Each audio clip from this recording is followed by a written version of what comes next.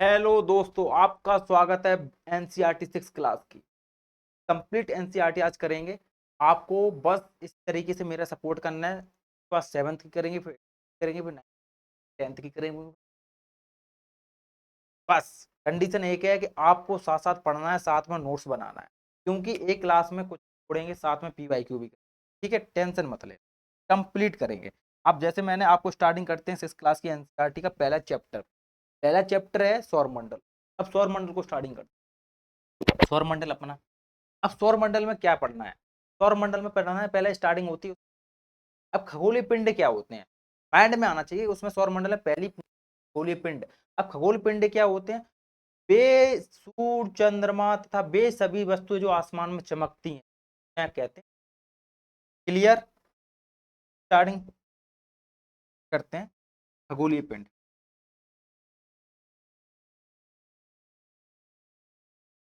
कैसे इसकी परिभाषा लिखोगे? सूर्य, चंद्रमा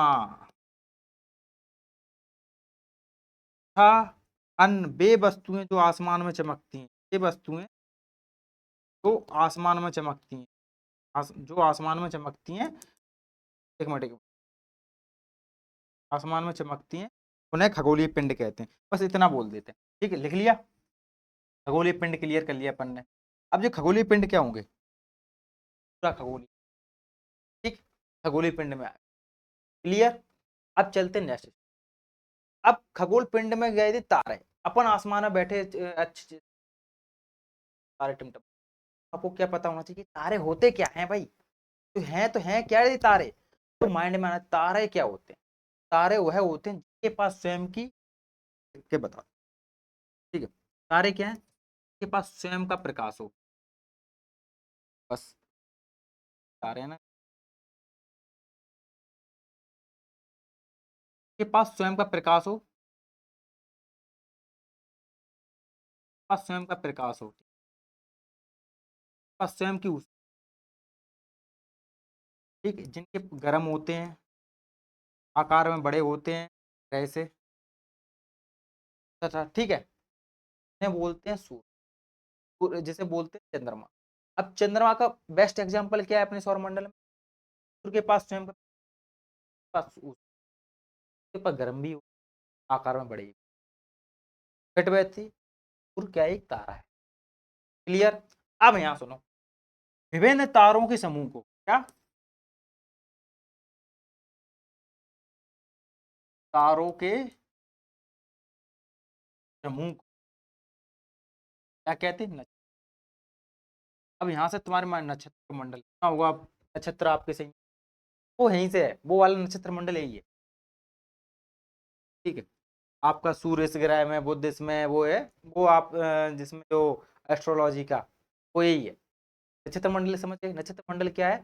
तारों के विभिन्न समूह को नक्षत्र मंडल। अब नक्षत्र मंडल कौन कौन से, उसका बेस्ट एग्जाम्पल क्या होगा? तो आपका उसका एग्जाम्पल होगा आरसा मेजर। आरसा, और उसको बोलते हैं बिग बियर। बिग, लिखते चलना साथ में, ठीक है। अब इसी का हिस्सा है, क्या है? सप्तऋषि। सप्तऋषि इसी का हिस्सा है। ठीक, एक मिनट रुकना बस। यह नहीं है, मेजर है ये। ठीक है, यहाँ पर क्या लिखता है? मेजर है। फिर कर लिया। अब सप्तऋषि के बारे में बता रहा था। क्या है? नक्षत्र मंडल, नक्षत्र आसा मेजर, मेजर, वो उसको एक मंडल है, उसी के क्या बोलते हैं, उसका हिस्सा है सप्तऋषि। अब सप्तऋषि जाओगे आप, तो यहाँ से अपन को पढ़ना है सब। अब सप्तऋषि क्या होता है पहले समझो। तारों का समूह है, 7 तारे हैं। ठीक है, अब 7 तारों को वो सप्तऋषि के क्या क्या फायदा है? सप्तऋषि क्यों पढ़ रहे हैं अपन? सप्तऋषि तारा इसलिए, सप्तऋषि तारों को इसलिए क्योंकि अब वो 7 तारों में से 2 तारे ऐसे हैं जिनकी दिशा से मैं यहाँ हूँ। ठीक है, अब मैं एक रेगिस्तान में खड़ा, मेरे पास कुछ नहीं है। ठीक है, मेरे पास कुछ नहीं है और मैं रेगिस्तान में हूँ, मुझे भटक गया हूँ मैं, मेरे पास ना मोबाइल है ना मेरे पास कुछ है। अब मुझे मेरा गांव पश्चिम दिशा में या पूर्व दिशा में मुझे जाना है। अब मैं किस तरीके से जाऊंगा? उस रात्रि में मेरे पास कुछ नहीं है। तो एक तारा है जो उसे बोलते हैं ध्रुव तारा, जो नॉर्थ में होता है। ठीक है, क्या है ध्रुव तारा। जो ध्रुव तारा है वो कहाँ पर है, उत्तर दिशा में है। तो वो उसको देखोगे ना, सप्तऋषि के दो तारों से होते हुए वो यहाँ पर जाएगा। तो वो स्थायी रूप से उत्तरी दिशा में रहता है। तो अब मुझे गांव में जाना, मुझे कंफर्म होगा कि उत्तर दिशा है ये। ध्रुव तारा को देखते देखते जाऊंगा मैं, लेफ्ट में जाना है या राइट में जाना है। यदि राइट में जाना है तो पूर्व दिशा, ऊपर लेफ्ट में जाना है तो पश्चिम। ठीक। अब यहाँ से एक क्वेश्चन आता है कि तुमने एक क्वेश्चन पूछा हुआ है कि पश्चिम बंगाल, वो पश्चिम बंगाल क्यों कहते हैं, वो है पूर्व दिशा में।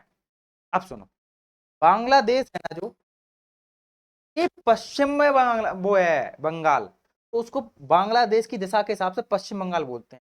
बांग्लादेश के पश्चिम में स्थित होने के कारण उसे पश्चिम बंगाल बोलते हैं, ना कि भारत के पश्चिम में।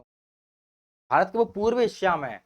अरुणाचल, असम, झारखंड, त्रिपुरा, ये सब कितने हैं, पूर्व दिशा में है। और जो गुजरात है, फिर उसके बाद जो गुजरात है, महाराष्ट्र है, पश्चिम दिशा, राजस्थान। तो इस तरीके समझ गया, आपका डाउट क्लियर हो गया। चलते हैं फिर आगे, अपन क्या पढ़ा रहे थे। ठीक है, अब कोई व्यक्ति अब राजस्थान में क्या है, भटका है, तो उसको दिशा दिखाने के लिए उत्तर तारा का, वो ध्रुव तारा का उपयोग करेगा। अब नॉर्थ तारा का उपयोग करेगा तो क्या करेगा साथ में, जैसे ही नॉर्थ तारा का दिशा का उपयोग करते हुए उसने एक क्वेश्चन बना दिया। कब क्वेश्चन आया था, 2012 में। मैंने बताया था कि आपको क्वेश्चन 2012 में क्वेश्चन, 2012 में क्वेश्चन क्या आया। कोई व्यक्ति है जो एक रेगिस्तान में खड़ा हुआ है, उसका गांव पूर्व दिशा में है। तो वो अब गांव जाने के लिए वो क्या करेगा, वो आपको अपने हाथ के दाएं ओर जाएगा, अपने हाथ के बाईं ओर जाएगा, अपने हाथ के लेफ्ट ओर जाएगा या राइट ओर जाएगा, वो आप कर लोगे ना। अब वापस आते हैं, मैंने आपको क्या बता दिया, खगोलीय पिंड, तारा, तारा के बाद नक्षत्र मंडल, नक्षत्र मंडल के आशा मेयर और बिगमियर उसको बोलते हैं। का समूह क्या है, से मिल के आता है सप्तऋषि, सप्तऋषि का भाग है। सप्तऋषि के क्यों यूज करते हैं, किस करते हैं, अपनी दिशा को जानने के लिए। अब यहाँ तक अपन ने समझ लिया। ठीक, अब आगे चल। अब जैसी तारा पढ़ने के बाद आपके माइंड में आना चाहिए क्या, तारा पढ़ लिया अपन, जिस तो अब क्या है, ग्रह समझो। ग्रह समझना, अपन जिस पे रह रहे हैं वो धरती है, वो क्या है, वो ग्रह में आ। अब ग्रह क्या होते हैं, तारा के अपोजिट चले जाओ, पहले समझने।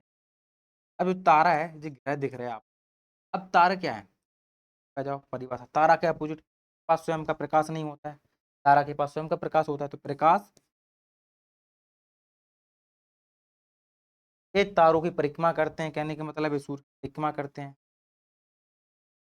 जिसका सौर मंडल का वो भी ग्रह होंगे ना, वो उसकी परिक्रमा करते हैं, उस तारे की। तो ये सूर्य की परिक्रमा करते हैं या तारे की परिक्रमा करते हैं। फिर उसके बाद आ जाइए, इनके पास स्वयं की ऊष्मा नहीं होती, मैं यहीं लिख देते हूँ। फिर क्या ये गर्म नहीं होते हैं, जितना सूर्य गर्म होता है उतने तो गर्म नहीं होते हैं। ठीक। के बाद इस पे क्या होता है, ये परिक्रमा करते हैं, इसकी परिभाषा हो गई, ये ग्रह कहलाता है। ठीक, इतना ही याद कर लोगे आपको समझ करते हैं। अच्छा, अपना भी घूमते हैं। अब घूमने के कई भी रीजन है, कक्षा में भी घूमते हैं, परिभ्रमण परिक्रमा। अब यहाँ से परिक्रमा और परिभ्रमण में आना, अब पृथ्वी किस साइड घूम रही, पश्चिम से पूर्व की दिशा की ओर घूम रही, पश्चिम से पूर्व की दिशा की ओर घूम रही। अब परिभ्रमण और परिक्रमण में अंतर समझ, परिक्रमण समझा देते हैं तो अच्छे से, और परिभ्रमण आप समझो। यहाँ दो शब्दों के बारे में समझ, परिक्रमण, परिक्रमा, आप परिक्रमा से समझो। तो इंसान हिंदू होगा और मुस्लिम भी होगा, कोई नहीं, आप भी समझ। तो आपने देखा होगा जो ये कहते हैं कि परिक्रमा करके आओ किसी मंदिर, तो परिक्रमा किसी मंदिर करने जाते हो तो मंदिर बीच में होता है, आप चारों तरफ घूम रहे होते हो। कोई पूर्व से पश्चिम की दिशा की ओर जाते हो, जी हाँ। अपना तुम कभी जाते हो ना पश्चिम, लेफ्ट ओर की नहीं जाते हो, राइट ओर से। ठीक है, राइट ओर से ऐसे ऐसे। अब वो छोड़ो, अब समझो जैसे कोई परिक्रमा अपन करते हैं किसी मंदिर, तो अपन उसके चारों ओर घूम रहे हैं, क्या है परिक्रमण। परिक्रमण मतलब सूर्य बीच में, पृथ्वी चारों ओर घूम। ठीक, ऐसी। अब अजब परिभ्रमण, अब परिभ्रमण में आ जाओगे तो इसमें क्या होता है समझो। यहाँ का इसका उपयोग इसलिए मैं आगे बता रहा हूँ, आगे जाके इसी का उपयोग है, समझ में आ। अब परिभ्रमण क्या है कि परिभ्रमण में क्या मतलब होता है कि आप किसी, क्या है परिभ्रमण मतलब होगा खुद। अब मैं परिक्रमा नहीं कर रहा हूँ किसी की, अब मैं खुद का कर रहा हूँ, मैं अब खुद घूम रहा हूँ। परिभ्रमण मतलब मैं भ्रमण कर रहा खुद का। खुद का घूमना, खुद का घूमना परिभ्रमण है, और किसी की परिक्रमा करना, किसी चारों ओर घूमना, उसे परिक्रमा। क्लियर? स्वयं में होता है, स्वयं रोटेशन करता है अपने स्थान पर, परिभ्रमण हो गया ये। ठीक, परिक्रमण हो गया कि कोई बीच में है इसके चारों ओर। अब आ जाओ वापिस, समझा दिया मैंने, तारे हो गए, ग्रह हो गए, खगोलीय पिंड हो गए, थोड़ा इसको क्लियर। अब मैंने पश्चिम पृथ्वी की गति भी बता दी कि पृथ्वी किस ओर रोटेशन कर रही है, पूर्व पश्चिम की दिशा। अब यहाँ कोरोलियस बल लगता है, वो आगे पढ़ाएंगे हम, टेंशन मतलब आगे की क्लास में हर एक लेयर बाय लेयर चलना है। आपको 6 की एनसीईआरटी में मैं 11 थोड़ी पढ़ा दूंगा, आप 6 की एनसीईआरटी पढ़ रहे हो, ये इंतजार रखो, 7th पढ़ाएंगे, 8 सब कुछ क्लियर होगा उसमें, हर चीज आएगा, टेंशन मत लो। लेकिन 6 में जो आएगा मैं उसको पढ़ाऊंगा, ठीक है, टेंशन मतलब उससे थोड़ा भी और भी बताऊंगा यार, इसमें मैं न्यू करंट अफेयर ये भी बताऊंगा और क्या लोगे। अब चलते हैं नेक्स्ट में, जैसे अपन ने अब इसके ध्रुव तारे के बारे में बता दिए, अब आते हैं, अब सूर्य के बारे में बता दिए, अब अपने पिंड के बारे में, अब ग्रह के बारे में। अब कितने ग्रह, ग्रह की परिभाषा क्लियर हो गई आपके माइंड में। अब ग्रह के बाद क्या है ना कि ग्रह कितने, तो ग्रह अपने 8 ग्रह हैं, कितने, 8 ग्रह हैं। अब 8 ग्रह कौन कौन से हैं, स्टार्टिंग करते हैं। अब ग्रह को याद करने की ट्रिक समझ लो, संडे मंडे ट्यूसडे याद है ना, संडे मंडे, जैसे आप जाओगे बुधवार, बुधवार से स्टार्टिंग होगी आपको हाँ, ये बुधवार से स्टार्टिंग करना है, संडे रविवार छोड़ देना है, सोमवार छोड़ देना है, ऐसा बुध के बाद एक दिन छोड़ना है बस।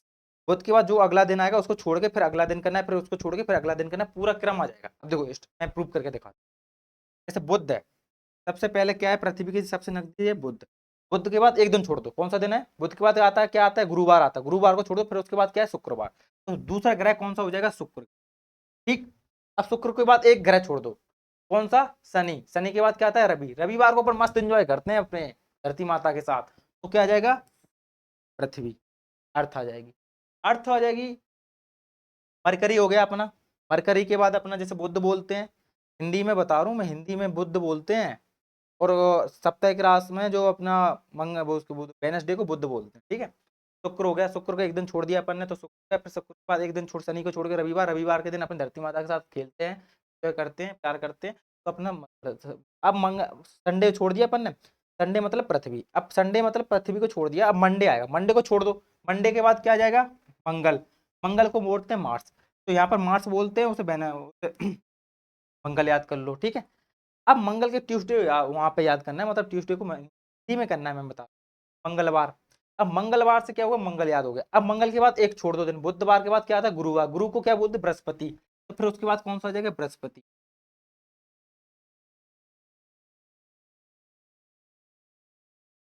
कहाँ है,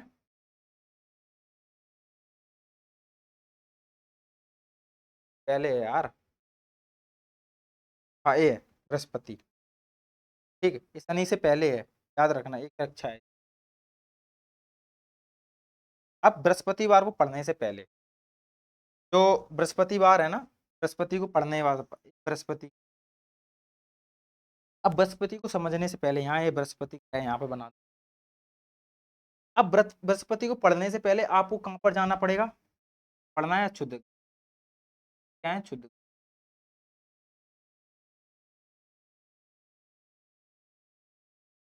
पेन चेंज कर ले, टेंशन नहीं, तुम टेंशन नहीं लेने, ठीक है, खुश। अब क्षुद्र ग्रह के बारे में समझो, ग्रह पढ़,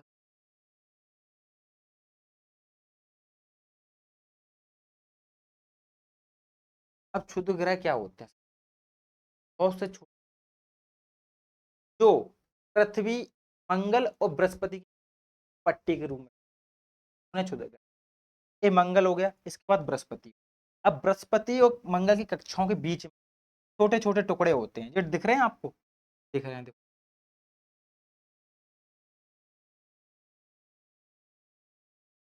दिख रहे हैं, तो ये क्या है, क्षुद्र ग्रह है, किस किस के बीच में है?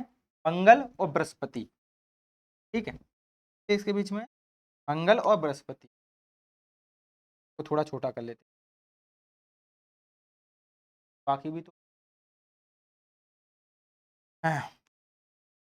तो याद हो क्षुद्र ग्रह की परिभाषा। अब क्षुद्र ग्रह की परिभाषा क्लियर हो गई तो आपके माइंड में फिर उल्कापिंड क्या होते हैं सर? उल्कापिंड समझो, पृथ्वी की कक्षा में कुछ प्रवेश करते हैं, उनके घर्षण के कारण वो जलने लगते हैं और अपनी पृथ्वी तक पहुंचने तक ज्यादातर उल्कापिंड है 90% जल के खत्म हो जाए वायुमंडल।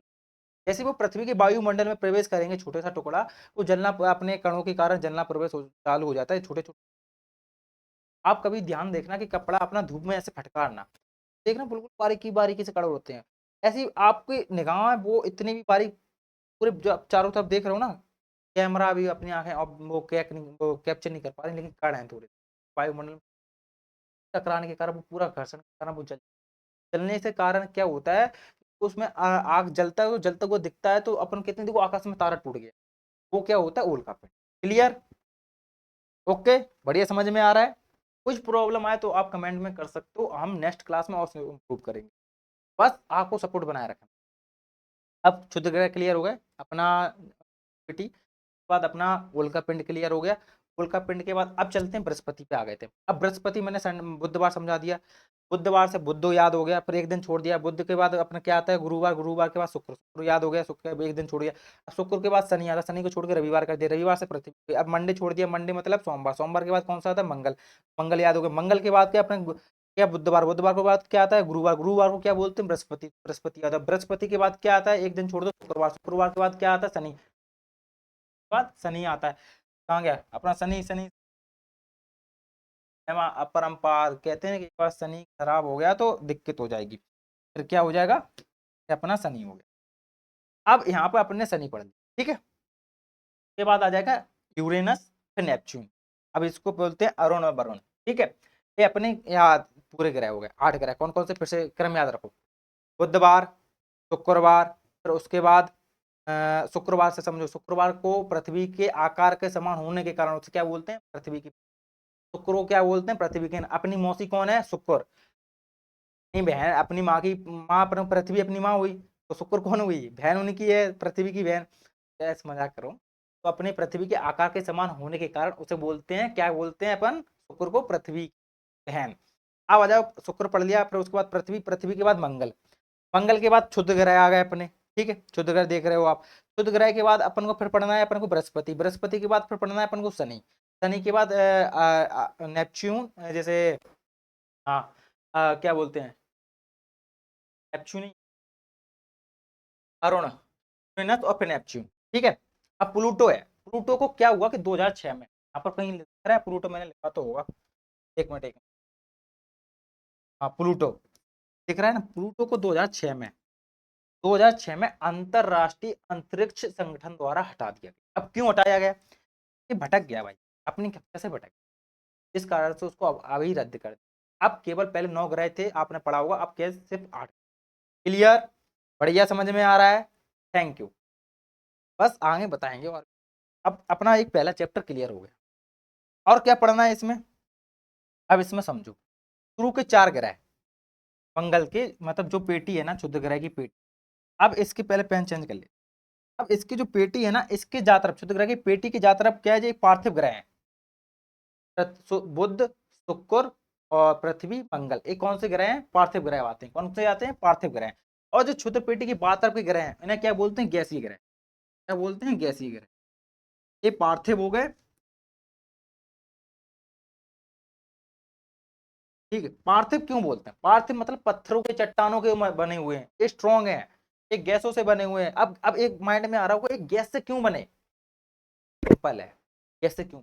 अब यहाँ पर क्या है कि पृथ्वी पे ज्यादा उष्मा, पृथ्वी पे जो 4 ग्रह हैं उन पर क्या है कि प्रकाश जा रहा है अच्छे से, तो जिससे क्या है कि उस वो वातावरण में गैस बन ही नहीं पाई। सूर्य का ताप गिरा, उस पर टेम्परेचर ज्यादा पहुंचा, सूर्य की किरण पहुंची, तो जिस वजह से गैस बन ही नहीं पाई, उस कारण से वो उनका विकास किसमें हुआ कि एक ग्रह के रूप में हुआ, पार्थिव ग्रह के। उसमें क्या अब ब्रह्मांड की उत्पत्ति पे, ब्रह्मांड की सबसे उत्पत्ति कैसे, आपको सबसे बेस्ट थ्योरी पढ़ोगे बिग बैंग थ्योरी। अब वो इसमें नहीं है, वो आगे पढ़ेंगे अपन कक्षा 11वीं की एनसीईआरटी पढ़ोगे, उसमें बिग बैंग थ्योरी बहुत अच्छे से समझ। लेकिन मैं यहाँ थोड़ा सा समझा देता हूँ। बिग बैंग थ्योरी पढ़ोगे तो उसमें क्या होगा, बहुत से पिंडों से मिलकर एक छोटा सा पिंड बहुत तापमान होता है, वो फटता है, फिर वो बिखर जाता है, फिर धीरे धीरे कण मिलके धीरे धीरे अपने एकत्रित होते, कण मिलके अपना ग्रह बनते हैं। अब क्या है कि मैंने समझाया कि ये पार्थिव ग्रह है, क्योंकि चट्टानी से बने होते हैं। अब गैसों से क्यों बने? क्योंकि यहाँ पर क्या है कि वातावरण पर प्रकाश है, बहुत दूर थे, इस वजह से क्या है कि प्रकाश नहीं पहुंच पाया, जिसके वजह से ये बहुत हल्के होते हैं, गैस के कारण ये हल्के होते हैं। अब गैसीय पिंड है तो हल्के तो होंगे ही, ठीक है, हल्के होते हैं। और पार्थिव ग्रह क्या होते हैं? भारी होते हैं, ठीक है। यहाँ पर अंतर याद करना है, ये भारी होते हैं, पॉइंट याद रखना है, पॉइंट याद रखना है। अब एक ऐसी हो गई भारे पार्थिव। अब एक चीज और क्या याद रखना है आपको, इनके उपग्रह ज्यादा हैं।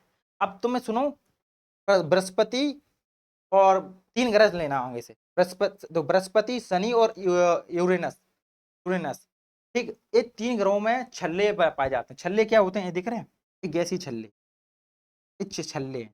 तो इनके अनेक उपग्रह होते हैं, बहुत सारे उपग्रह होते हैं, ठीक है। तो आपने ये पढ़ लिया, ठीक। इनके छल्ले छल्ले क्या होते हैं, सर्पलाकार एक छल्ले पाए जाते हैं और गैसों के, तो क्या बोलते हैं, एक आकृति ऐसी दिखती है जो देख रहे हो आप, इस तरीके की आकृति दिखती है। ऐसे क्लियर? अब थोड़ा यहाँ पे क्लीन कर लेते हैं, कहीं बहुत वैसा हो जाएगा, फिर आपको समझ में और भी थोड़ा। अब आप देखो, एक क्लास की एक चीज और क्या है, आपको यदि ज्यादा आउटपुट चाहिए इस क्लास से, तो आप, मैं जो पढ़ाते जा रहा हूँ आप साथ में लिखो और उसको रिवीजन करते जाओ साथ में। साथ में रिवीजन करते जाओगे तो आप कभी नेक्स्ट टाइम पढ़ोगे तो जल्दी रिकॉल पावर अच्छी स्ट्रांग हो जाएगी। अब आपने ये पढ़ लिया, ठीक। अब इसके बाद आपको क्या पढ़ना है, सौरमंडल। अब सौरमंडल क्या है? अब सौरमंडल मैंने आपको ग्रह पढ़ा दिए, तो सौरमंडल की यहीं से जितना पढ़ा दिया उसको जोड़ दो आप। मैंने क्या पढ़ाया कि आपको 8 ग्रह पढ़ाए, तो 8 ग्रह, सूर्य, चंद्रमा, उपग्रह, शुद्ध ग्रह, उल्का पिंड, सभी मिलकर, और सूर्य का सभी मिलकर जो होता है उसे सौरमंडल का मुखिया कौन हो गया? तो सबसे ज्यादा कौन बड़ा है? सबसे बड़ा, सबसे ज्यादा पावरफुल हर चीज में कौन है? सूर्य। सूर्य इसका मुखिया हो, क्या हो जाएगा? सूर्य इसका मुखिया हो जाएगा, ठीक। सूर्य क्लियर, यहाँ से सौरमंडल की बस आपको क्लियर। अब आ जाओ, उसका सूर्य मुखिया हो गया। अब कुछ एक परिभाषा और सुनो, बौने ग्रह। अब जो प्लूटो है उसे बौने ग्रह में रखा गया, जो प्लूटो है उसे बौने ग्रह में रखा। ग्रह कौन है? बौने ग्रह में एक सिर, ठीक, याद रख। अब इसको पढ़ने के बाद आपको क्या पढ़ना है? अब इसको अब इस यहाँ तक कंप्लीट हो गया। अब तुम्हें मैंने बताया था कि करंट अफेयर पढ़ाएंगे। अब करंट अफेयर पढ़ाने से पहले आपको मैं पढ़ाऊंगा क्या, कि अब चंद्रमा के बारे में पढ़ोगे। चंद्रमा पढ़ोगे तो चंद्रमा से क्या है कि आपको पूरा क्लियर हो, अब चीज चंद्रमा ना पूरी बात। अब चंद्रमा पढ़ने से, चंद्रमा जैसे पढ़ोगे तो चंद्रमा क्या है, यहाँ से थोड़ी मैं आज का विस्तार बता देता हूँ। चंद्रमा प्रशांत महासागर का जो क्षेत्र है ना, वहाँ चंद्रमा, ठीक है। क्या है कि घूमने के कारण कोई चीज ऐसे घूम बहुत स्पीड ऐसे निकल के बाहर, ये चीज घूम रही बहुत, ऐसे ऐसे पहले ऐसे चिपके ऐसे घूम बहुत स्पीड में, फिर ऐसे ऐसे निकलती हूँ, ऐसे ऐसे अलग हो गई उसी। आज जहाँ प्रशांत महासागर वो चंद्रमा का हिस्सा मान। फिर कुछ लोग कहते हैं, क्या कहते हैं, तो आगे जाके मैं इनके नाम भी बताऊंगा, लेकिन क्या है इस क्लास में सब बता दूंगा, फिर इंटरेस्ट क्या रहेगा नेक्स्ट क्लास में ऐसी, मैं हर चीज बताऊँ। कुछ लोग कहते हैं कि कुछ उल्का पिंड बहुत स्पीड में गिरा तो इससे कुछ अलग हो गया, तो कहते हैं, क्या बोलते हैं कि जैसे उल्का पिंड टकराया इससे कुछ भाग अलग हो गया और फिर वो भाग मिलकर वहां से क्या है कि वहां पर चंद्रमा, कुछ लोग चंद्रमा समझ गए। अब चंद्रमा से आप समझने के लिए करंट अफेयर समझा दे। अब चंद्रमा का यहाँ से कितनी दूरी है जाके समझो, ठीक है। अब चंद्रमा पृथ्वी का एक उपग्रह है, उपग्रह की परिभाषा समझो। अब यहाँ से उपग्रह की परिभाषा समझना है क्या होते हैं। तो कुछ भी पढ़ रहे हो, क्या, क्यों, कैसे, हर चीज पढ़ो, तभी आपका पढ़ने का जायजा कि माइंड में दोबारा कुछ पढ़ो तो फिर कभी वो समझ में नहीं आया क्या पढ़ दिया मैं, ऐसा नहीं करना। अब उपग्रह क्या होते हैं? उपग्रह वो होते हैं कि जो अपने ग्रह की परिक्रमा करते हैं, ग्रह की परिक्रमा, ठीक, साथ में सूर्य की परिक्रमा, ठीक।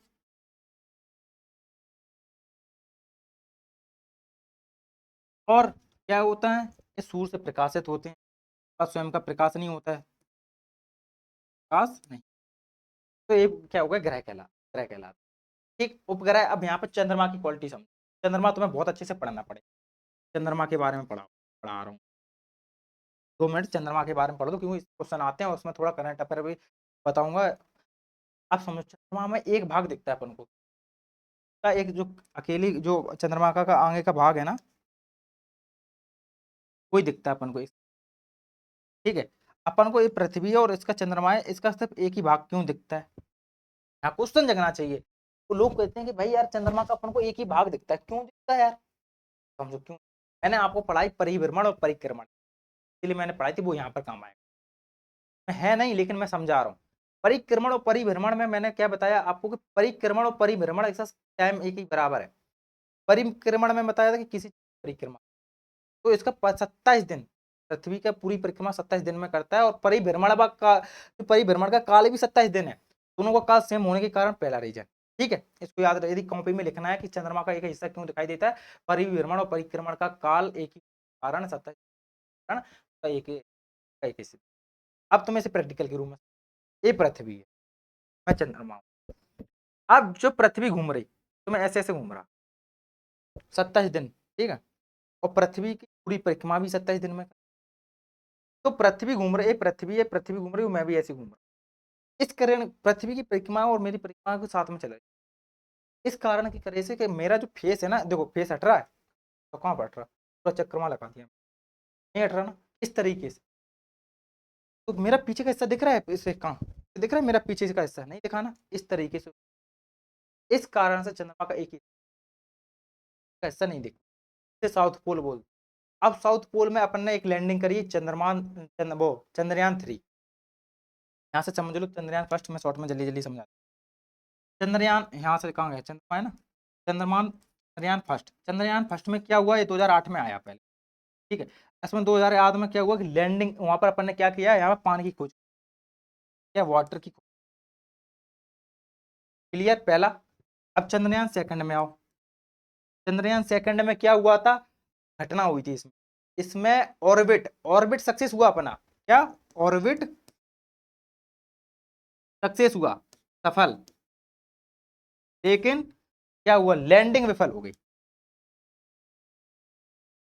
लैंडिंग अपनी विफल हो गई, क्रैश हो गया, ठीक है, क्रैश हो गया, क्रैश हो गया, जिस वजह से क्या हुआ, अपन ने वो चंद्रमान, या क्या है कि सेकंड अपना विफल रहा है, वो आपको पता। अब यहाँ पे चंद्रयान 3, चंद्रयान 3 में क्या हुआ कि विश्व का भारत प्रथम ने, विश्व का प्रथम साउथ पोल पर लैंडिंग करने, साउथ पोल पर लैंडिंग करने, ठीक, साउथ पोल पर लैंडिंग करने वाला एकमात्र भारत पहला है, ठीक है, साउथ पोल पर जिसने लैंडिंग कर, क्लियर। अब आपको मैंने ये करंट अफेयर भी बता दिया, अब थोड़ा क्लीन कर लेते हैं, ये लिखते जाना साथ में, आपको मैं पूरा बताऊंगा। अब यहाँ से एक एक को नाम सुधांशु शर्मा का, ये नाम भी याद आना चाहिए। अंतरिक्ष में जाने वाले 4 लोगों के नाम थे, ऐसे किस कौन गया था, सुधांशु, सुधांशु जी गए थे अपने, ठीक है, सुधांशु का नाम भी याद कर ले। अब चलते नेक्स्ट, राकेश शर्मा का नाम याद आ रहा है ना, वो राकेश शर्मा अंतरिक्ष में गए थे, ना कि चंद्रमा पे, ठीक है। नील आर्मस्ट्रांग, उनका नाम याद कर सकते हो, ठीक है, क्लियर आपका। और कोई डाउट आपका? मैंने थोड़ा बस 5 मिनट हो जाए, मैं पानी पी लेता हूँ।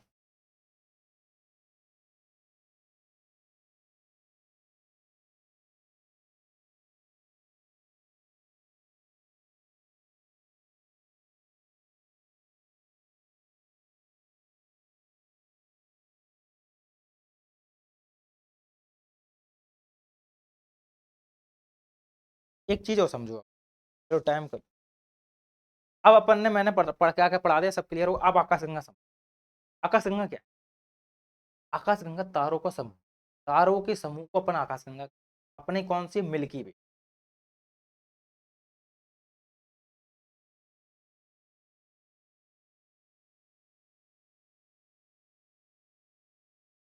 कौन सी है अपनी, मिल्की वे। अब इस मिल्की वे को समझ, अपनी कौन सी मिल्की। अब इसके बाद आपको क्या समझना है, अब लाखों आकाशगंगा है, पहले अपने आकाशगंगा समझा, आकाशगंगा बताया क्या है कि तारों के आकाशगंगा, आकाशगंगा तारों के विभिन्न, क्या कहते हैं, आकाशगंगा। अब लाखों आकाशगंगाएं मिलकर, लाखों आकाशगंगाएं मिलकर,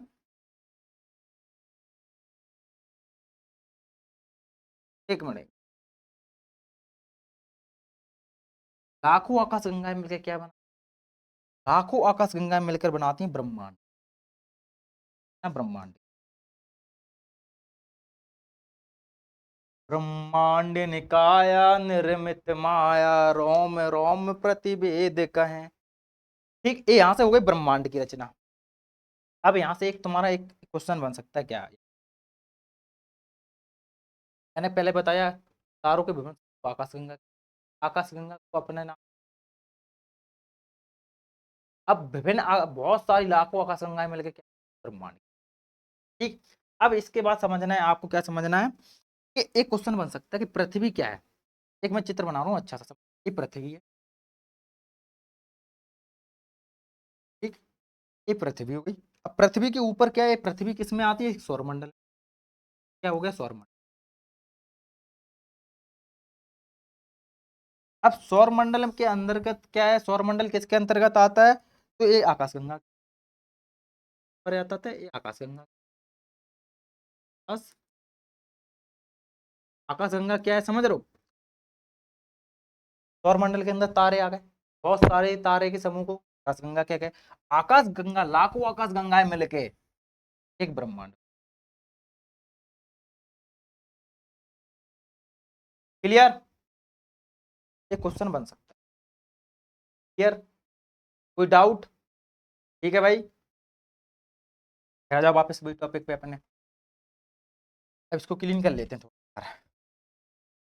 देखो यार, बोलना भी बहुत मुश्किल होता है, क्योंकि यार दो दो क्लास लो और फिर आप क्या, कि मैं आपके लिए तो आपने रिक्वेस्ट करी तो मैं आपकी रिक्वेस्ट आ नहीं सकता। बस एक ही चीज़, सपोर्ट, बस आपका सपोर्ट ही चाहिए और कुछ नहीं।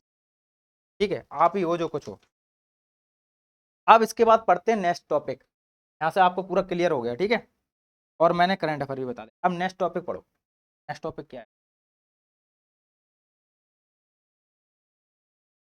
ग्लोब। ग्लोब को पढ़ाना है, ग्लोब पढ़ना है अपन को। अपना जो अपना नेक्स्ट टॉपिक है वो ग्लोब है। अब ग्लोब पे क्या पढ़ना है, तो अक्षांश और देशांतर रेखाओं को पढ़ना। तो एनसीईआरटी का नेक्स्ट टॉपिक है, दूसरा टॉपिक वो है ग्लोब। ग्लोब को क्या है, आप ग्लोब पे क्या पढ़ना है, तो ग्लोब क्या होता है, पृथ्वी की दिशा को जानने, ऐसे देखा हुआ कभी। तो वो किस में है, उसमें पढ़ना क्या, अक्षांश और देशांतर। अक्षांश समझते हैं, अक्षांश रेखाएं क्या होती हैं पहले समझो इस। मैं एक परिभाषा समझाता हूँ, याद करने की ट्रिक भी बता। अक्षांश,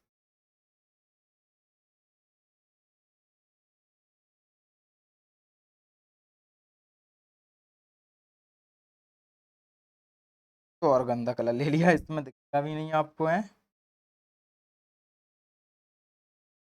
तो ले लूं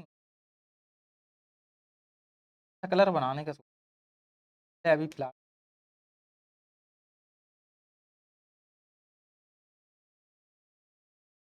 अक्षांश आ दिख रहा है,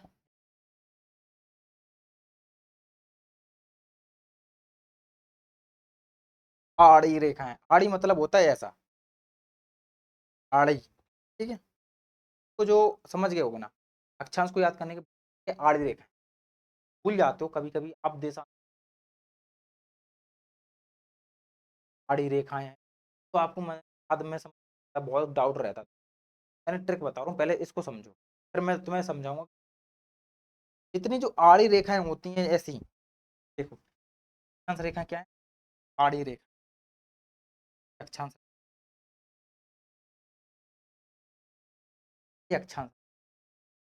अब यहाँ जो भूमध्य रेखा को अपन ने पहले स्टार्टिंग, अब देशांतर रेखा पहले इसको थोड़ा और क्लियर, पहले समझते हैं देशांतर को याद करने की। देशांतर, देशांतर, देश अपने पैरों पर खड़ा है, देश अपने पैरों पर खड़ा है, तो खड़ी रेखाएं जितनी हो तो उन्हें, जो रेखाएं खड़ी हो उन्हें देशांतर। देश अपना खड़ा है, याद रखना है, देश अपने पैरों पे खड़ा है, पैरों, तो इससे क्या हुआ, खाड़ी खड़ी रेखाएं ऐसी, खाड़ी रेखाएं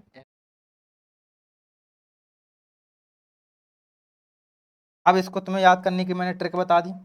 भाई माइंड में तुमने पढ़ा भी कहीं होगा, तो आपको माइंड में आता है कि सर इस क्लास का क्या बेनिफिट है, इस क्लास का यही बेनिफिट तो है मान जहाँ कुछ नहीं मिलेगा वहाँ यहाँ मिलेगा। यहाँ तुम्हें वो सिखाते हैं याद करना, बाकी क्लासों में तुम्हें रटना सिखाएंगे, यहाँ सिर्फ ऐसी तरीके से पढ़ाते भी हैं, करते हैं कि आपको इसी क्लास में याद हो जाए, कहीं और जाने की जरूरत नहीं। याद कर लिया। अब आपने जैसे ही अक्षांश रेखा पढ़ा, तो अक्षांश से स्टार्टिंग करते हैं। अक्षांश की सबसे अब कोई तो रेखा को अपन को देना पड़ेगा, तो अपन ने विषुवत रेखा जो जीरो से स्टार्टिंग होती है, जो जीरो से स्टार्टिंग होती है, इसे बोलते हैं विषुवत रेखा, इसे बोलते हैं भूमध्य रेखा। ठीक है। अब भूमध्य रेखा या मेडिटर लाइन, अब ये क्या करती है, पृथ्वी को दो हिस्सों में बांट, अब पृथ्वी को दो हिस्सों में बांट दिया, इसके ऊपर 90 डिग्री इसको बोलते हैं अक्ष, इसको बोलते हैं नॉर्थ पोल, उत्तरी ध्रुव। ठीक है, नॉर्थ पोल। इसे सेम साउथ पोल बोलते हैं। ठीक है, इसे दक्षिणी ध्रुव, उसे अब इसको और क्या समझना, पहले इसको उत्तरी अक्षांश और दक्षिणी अक्षांश पहले पूरा बेस समझ लो। अब इसके बाद क्या समझना है कि मैंने नॉर्थ पोल समझा दिया आपको, मैंने साउथ पोल समझा दिया। अब जो जो बीच रेखा है, पृथ्वी को दो हिस्सों में कोई चीज तो बांटेगी, एक गेंद है, बॉल है, यहाँ पे बॉल मैं रख के आ गया, मैंने देखा, एक जो बॉल ही समझो। अब जो पृथ्वी है, तो इसको दो हिस्सों में बांट दिया, किसने बांटा, तो भूमध्य रेखा, जैसे मेडिटर लाइन से भूमध्य रेखा कहते हैं, विषुवत क्या बोलते हैं, विषुवत।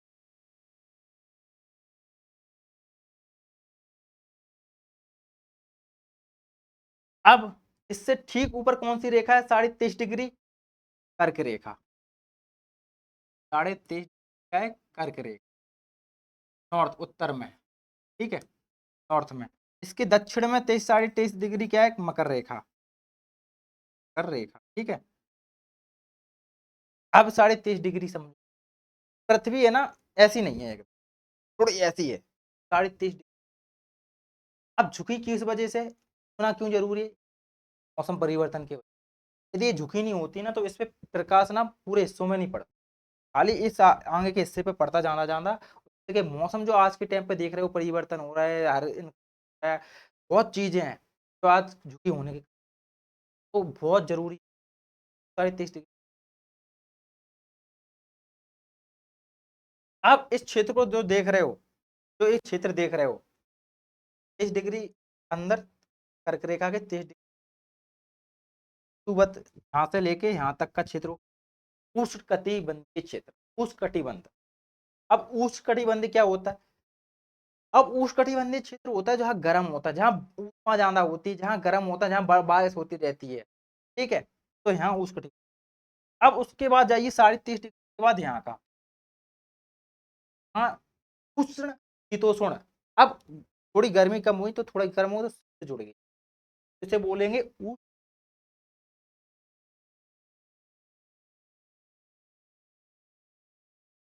उष्णकटिबंध। ठीक है, दिख रहा है यार आपको।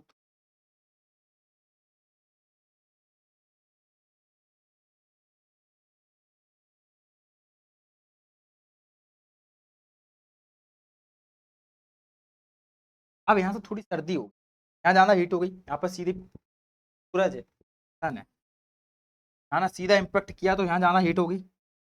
समझो, कोई भी चीज प्रैक्टिकली समझो, क्योंकि याद करना जरूरी है। यहाँ पर ज्यादा इम्पेक्ट करेगा, सूर्य की ज्यादा किरणें पड़ेंगी, कुछ चीज गर्म करते हो, जो चीज धीरे धीरे गर्म होती ज्यादा देर तक गर्म रहती है, यहाँ पर 24 घंटा सबसे ज्यादा प्रकाश गिरता है, तो इस वजह से एक गर्म क्षेत्र हो गया, गर्म क्षेत्र की वजह से उष्ण हो गया। अब इसके बाद थोड़े दूर चले अपन, नॉर्थ की ओर चले, पोल की ओर, नॉर्थ और दक्षिण पोल की ओर, ये बर्फ से ढके हुए हैं। क्योंकि यहाँ पर सूर्य का प्रकाश पहुंच नहीं पा रहा, तिरछी है, तो यहाँ पर सूर्य का प्रकाश ना पहुंचने के कारण यहाँ बर्फ रहती है, तो अपन ठंडी इलाका के हो जाएंगे तो शीतोष्ण। ठीक है, फिर उसके बाद 60 डिग्री लिख लो यहाँ। ठीक है, अब 60 डिग्री के बाद ऊपर जाओगे तो यहाँ हो गया शीत, शीत यहाँ पर शीत ही हो गया, शीत कटिबंध क्षेत्र, यहाँ शीत उष्ण या उष्ण। ठीक, क्लियर। अब ये समझने के बाद सेम नीचे आ जाएगा, उसके बाद शीतोष्ण। ठीक है, 60 डिग्री के बाद शीत आ जाएगा। ओके, थोड़ा क्लीन कर ले। मैंने आपको क्या क्या समझा दिया, मैंने विषुवत रेखा समझा दी, कर्क रेखा समझा दी, मकर रेखा समझा दी, और मैंने नॉर्थ पोल साउथ पोल समझा। अब अक्षांश के बारे में फिर से थोड़ा समझो। अक्षांश रेखाएं क्या होती हैं, अक्षांश रेखा हमेशा समांतर रहती हैं। अब ये अक्षांश रेखा देख रहे हो, इसके समांतर ए भी अक्षांश रेखा है, लेकिन इनकी लंबाई नॉर्थ पोल पे जाओगे तो एक शून्य बिंदु के रूप में हो जाती है, ठीक है, लेकिन इस समांतर रहती है, इसके समांतर रहेगी, इसके समांतर रहेगी, एकदम ऐसी। देखो इसके सीध में बराबर चली, समांतर रेखाएं होती हैं जी।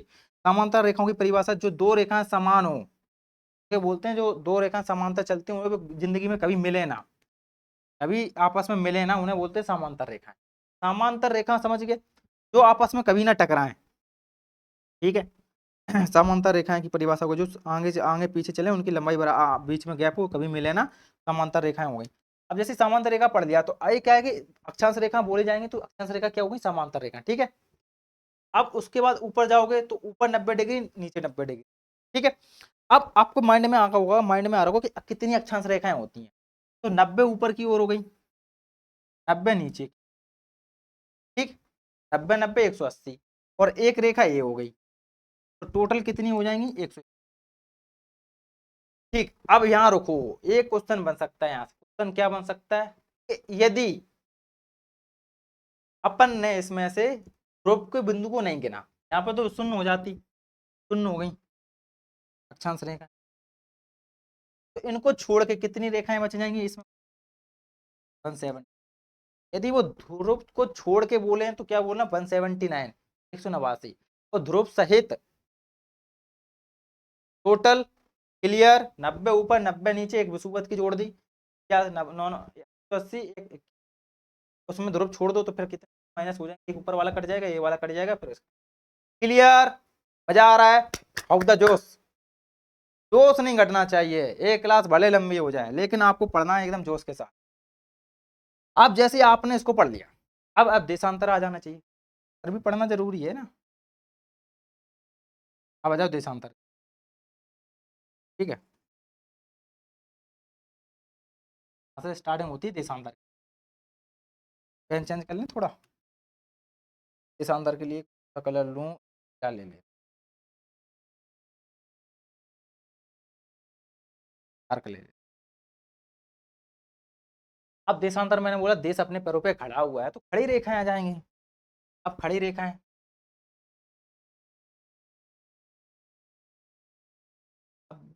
अब अपन को अब कोई भी रेखा है तो अपन को याद आना चाहिए, यदि अब कोई रेखा है तो पहले जैसे मैंने विषुवत रेखा को कोई एक रेखा तो मानना पड़ेगा कि मेजर करने के, जैसे अपन वहां विषुवत माना कि कोई दो भागों में, और भी दो भागों को फिक्स बांटने के लिए एक लंदन से रेखा खींची, ग्रीनविच, इस ग्रीन है जो लंदन से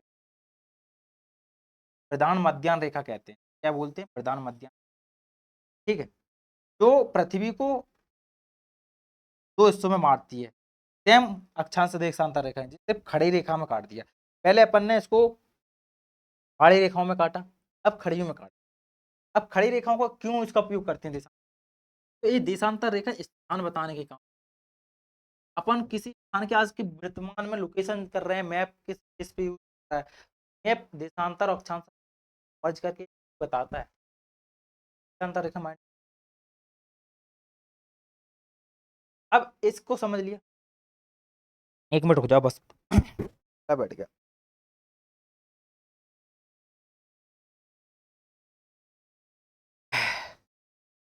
अब अक्षांश को समझ, ठीक है, अब जो अपनी मेन रेखा ये होगी, अब यहाँ से अपन को क्या समझना, साइड जाओगे तो आपने देखा होगा कि आपने कभी आपने छोटा तो आपने पढ़ा होगा कि जी है +1 +10 साइड चलोगे तो हमेशा याद रखना, इसके इस साइड चलने पर, इस दिशा में, पश्चिम दिशा में चलने पर क्या हुआ, पश्चिम दिशा, वेस्ट, पश्चिम दिशा, पश्चिम दिशा में चलने में और पूर्व दिशा में चलने में, यहाँ पूर्व, ये अपनी पटरी होगी, यहाँ से समझो, आपने पढ़ा होगा कि आपने जो पटरी को अच्छे से पढ़ा होगा, ध्यान रखना इस चीज को, यहीं से याद रखना, इस साइड जाने पर एक दिन अपन लोग आगे निकल जाते, इस साइड जाने पर एक दिन पीछे, यदि यहाँ संडे है, रविवार है, तो यहाँ पर क्या होगा, सोमवार होगा, ठीक। यदि यहाँ सोमवार हो गया, यदि यहाँ सोमवार है तो इस साइड चलने पर इस रेखा को पार करने पर यहाँ रविवार बन जाएगा, एक दिन कम, माइनस हो जाएगा इस साइड प्लस हो जाएगा। क्लियर, समझ में आ रहा है? अब जैसे इसको समझ लिया आपने, अब देखो 0 डिग्री हो गई, 90 इस साइड हो जाएंगी, 90 इस साइड हो जाएंगी, तो 90 इस साइड हो जाएंगी, 90 उस साइड हो जाएंगे, तो टोटल कितनी हो जाएंगी, एक कितनी हो जाएंगी, आपने चांदा पढ़ा हुआ, चांदा 60 डिग्री डिग्री हो जाता ना, अपन किसी चांदा को ऐसे देखते हो ना, किसी को रखते हो, तो चांदा का क्या है कि ऐसे एक ऊपर ऊपर चांदा रख दिया, एक नीचे रख दिया, 180 ऊपर रख दिया, 180 के नीचे रख दिया, तो वो टोटल मिले कितने होता है, 180 का हो जाता है। तो ये कितनी रेखाएं हो गई, 180 रेखाएं हो गई। ठीक है, क्लियर, रेखाएं कितनी हो गई, 180। बस 1 मिनट को ना, पानी पी के आ रहा है मेरा।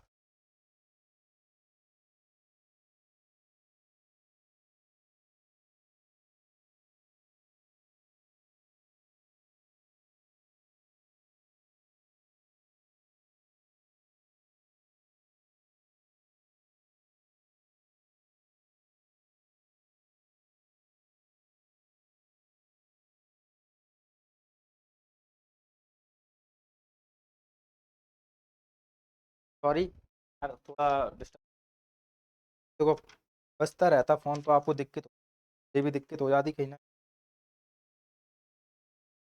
तो मैंने क्या बोला कि एक बीच की रेखा क्या है, जो ग्रीन बेस से है, तो उसे क्या है, प्रधान मध्याह्न रेखा कहते हैं, जो 0 डिग्री है। अब इसके पश्चिम दिशा की ओर जाने पर क्या है कि एक दिन कम हो जाएगा, माइनस। ठीक है, और एक पूर्व दिशा की ओर जाने पर एक दिन बढ़ जाएगा। क्लियर, अब अपन को क्या समझना जरूरी है, अब आपको एक चीज और समझाता हूं। अब पृथ्वी 24 घंटे में एक चक्कर लगाती है, चक्कर मतलब 60 डिग्री। ठीक, 24 घंटे, तो आपके माइंड में आना चाहिए 1 घंटे में, और नहीं आप 24 का, तो 1 घंटे में कितनी घूमेगी, 1 घंटे में कितनी घूमेगी, 15 डिग्री। ठीक, अब माइंड में आना चाहिए 1 घंटा कितना होता है, 60 मिनट। ठीक, 60 मिनट होता है, तो 60 मिनट में कितना क्या करेगी, 60 में 15 डिग्री घूम रही, तो आपको 1 डिग्री निकाल लो यहाँ से। अब 1 डिग्री में कितना मिनट लगते हैं, तो अपन को 15 में भाग दे दिया, 15 का भाग दे दिया 60 में, कितना आ गया, 4 मिनट। 4 मिनट में 1 डिग्री घूम जाती है पृथ्वी। ठीक, तो अभी 4 मिनट हुई है, तो आपको याद यहाँ ये रखना है, 4 मिनट में पृथ्वी कितना घूम रही है, 1 डिग्री। क्लियर, अब यहाँ से आपको क्या होगा, यहाँ से क्वेश्चन कैसे बनेगा, आपको टाइम दे दिया जाएगा कि 5, पृथ्वी अपना 5.5 घंटे आगे है। अब अपन को यहाँ कोई टाइम दे दे, तो आपको क्वेश्चन आ जाए कैसे, तो वहाँ पर भारत में इतने बज रहे हैं, और क्या है कि पृथ्वी वहाँ पर किसी का टाइम दे दिया, तो फिर तो उसका समय बताओ कितना होगा। तो यहाँ पे क्या हुआ, इस वजह से आपको याद होना पड़ेगा, ये वहाँ काम पर है, समय को ज्ञात करने, क्वेश्चन यहाँ से बनेगा। ठीक है, मैंने क्लियर कर दिया। अब यहाँ से मैं क्वेश्चन अभी पूरा बताऊंगा ना, यहाँ पे तो क्लास इतनी लंबी हो जाएगी कि क्या बताऊं, मैं आगे सब कुछ कराऊंगा। अब आपको यहाँ से क्वेश्चन, एक क्वेश्चन याद क्या आएगा, वो भी समझ लो, जो आ चुका है।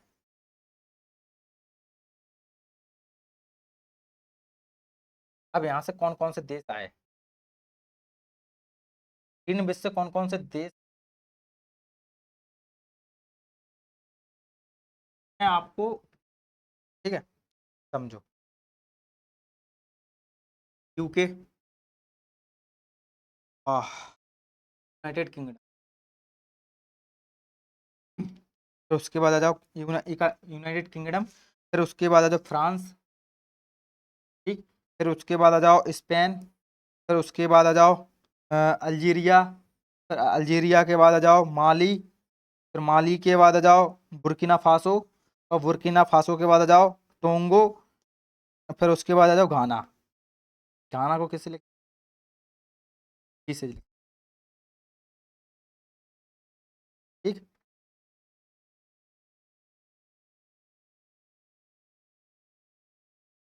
अब इतने देश इस रेखा से निकले हुए हैं, तो आपको याद करना है, United kingdom, France, Spain, India, और माली, बुर्किना फासो, टोगो और घाना, ये कितने हैं, और फिर उसके बाद सीधा जाता है अंटार्कटिका। ठीक है, अपना, तो इतने देश आपको याद करने हैं। के ऊपर आर्कटिक है। ये इतने देश से क्वेश्चन पूछा जाता है, तो आपको इसको याद रखना। अब कैसे याद रखोगे? अब भारत पे आ जाते हैं। अब भारत का सम्मेलन क्या होगा? भारत पे आ जाते हैं। भारत की मानक टाइमलाइन क्या होगा? 82 डिग्री आ जाओ, 82 पॉइंट। तुम कर लें थोड़ा, 1 मिनट हो जाओ बस। 82 पॉइंट। भारत क्या है? वो लंदन रेखा जो खिंची हुई है पूर्व दिशा में। इस क्या बोलते हैं? अब से इतना ही क्यों माना? 10 डिग्री। यहाँ अरुणाचल आ गया, यहाँ गुजरात। अब यहाँ गुजरात और यहाँ अरुणाचल के बीच की रेखा में क्या है कि बहुत अंतर हो जाता। कोई ऐसा टाइम निकालना होता कि दोनों का समय रेखा एक हो जाए, कि वहां पे टाइम अपना 2 घंटे का अंतर आता है, यहाँ से लेके यहाँ तक में कितना घंटे का अंतर आता है? 2 घंटों का टाइम का अंतर आ जाता है। तो 2 घंटों का टाइम अंतर आ जाएगा, तो फिर से इसकी स्थिति खराब हो जाएगी यार। कहीं वहाँ 2 बज रहे होंगे तो यहाँ तो 4 बज गए होंगे, वहाँ 4 बज रहे होंगे तो वहाँ 6 बज रहे होंगे, समय में दिक्कत हो जाएगी। वहाँ का ऑफिस खुल रहा है 9 बजे, यहाँ का खुल रहा है अपने 7 बजे, वही दिक्कत हो जाएगी ना यार। तो उसको अपने एक करने के लिए, वो प्रॉब्लम को सॉल्व करने के लिए अपने के बीच की रेखा निकाली। जैसे बीच की रेखा निकली उसको बोलते हैं अपनी भारत की मानक। ठीक है, उसी को क्या बोलते हैं? भारत की मानक रेखा, जो है 82.30। अब इसका क्वेश्चन यहाँ से कौन बनेगा, समझो क्वेश्चन क्या बनेगा वो समझो यहाँ से। तो यहाँ से कौन कौन से राज्य आते हैं? तो सबसे पहले कौन आएगा? यूपी। पहले क्या टकराएगा? यूपी, फिर एमपी, फिर एमपी के बाद सबसे वो क्या आ जाएगा? उड़ीसा। ठीक है, उड़ीसा के बाद आ जाएगा छत्तीसगढ़, छत्तीसगढ़ के बाद क्या आ जाएगा? आंध्रा, आंध्र प्रदेश। ठीक है, अब यहाँ पे याद क्या रखना है, ट्रिक देखो। यूपी में मौका, तो याद रखने के लिए क्या याद रखना है कि मैं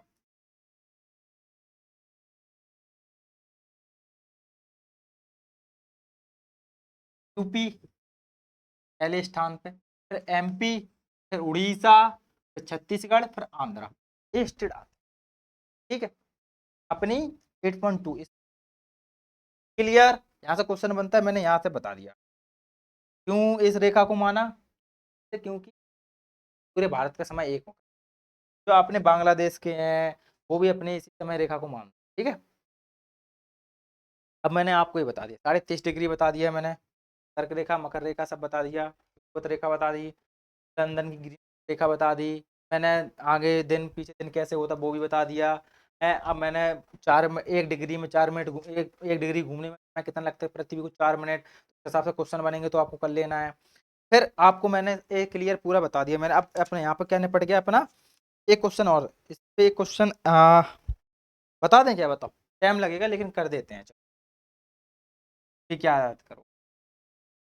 कर्क रेखा, कर्क रेखा, कर्क रेखा से कौन कौन से आ सकते हैं वो सुनो। कर्क रेखा किन किन देशों से निकलती है वो देखो। भारत के भी बताऊंगा लेकिन पहले इसको समझो। पहले उत्तरी अमेरिका है, कैपिटल बेस्ट शॉर्टकट में लिखूंगा, पूरा लिखूंगा बहुत टाइम लग जाएगा। नॉर्थ अमेरिका, फिर उसके बाद नॉर्थ अमेरिका के बाद क्या आ जाएगा? नॉर्थ अमेरिका के कहाँ से निकली है? तो बहामास द्वीप समूह से निकली। कहाँ से निकली? बहामास द्वीप। फिर मैक्सिको, फिर मैक्सिको के बाद कौन सा आ जाएगा? फिर अफ्रीका, अफ्रीका के जो महाद्वीप में आते हैं 7 आते हैं, 7 कॉन्टिनेंट।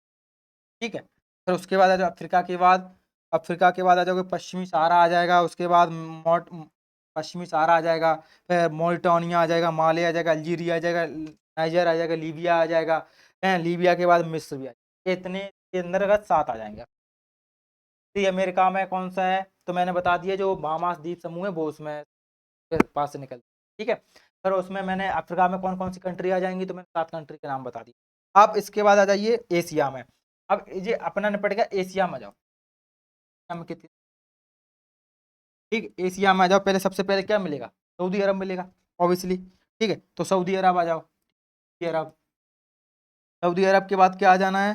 फिर यूएई आ जाओ, यूएई, संयुक्त राज्य अमीरात। ठीक है, फिर यूएई के बाद क्या आ जाएगा, ओमान आ जाएगा। ओमान के बाद क्या आ जाएगा, भारत आ जाएगा। ठीक, भारत के बाद क्या आएगा, भारत के बाद बांग्लादेश आएगा, सिंपल है, बांग्लादेश। बांग्लादेश के म्यांमार आ जाएगा। म्यांमार के बाद अपना अपना क्या आ जाएगा, चीन और ताइवान। ठीक है, चीन और ताइवान,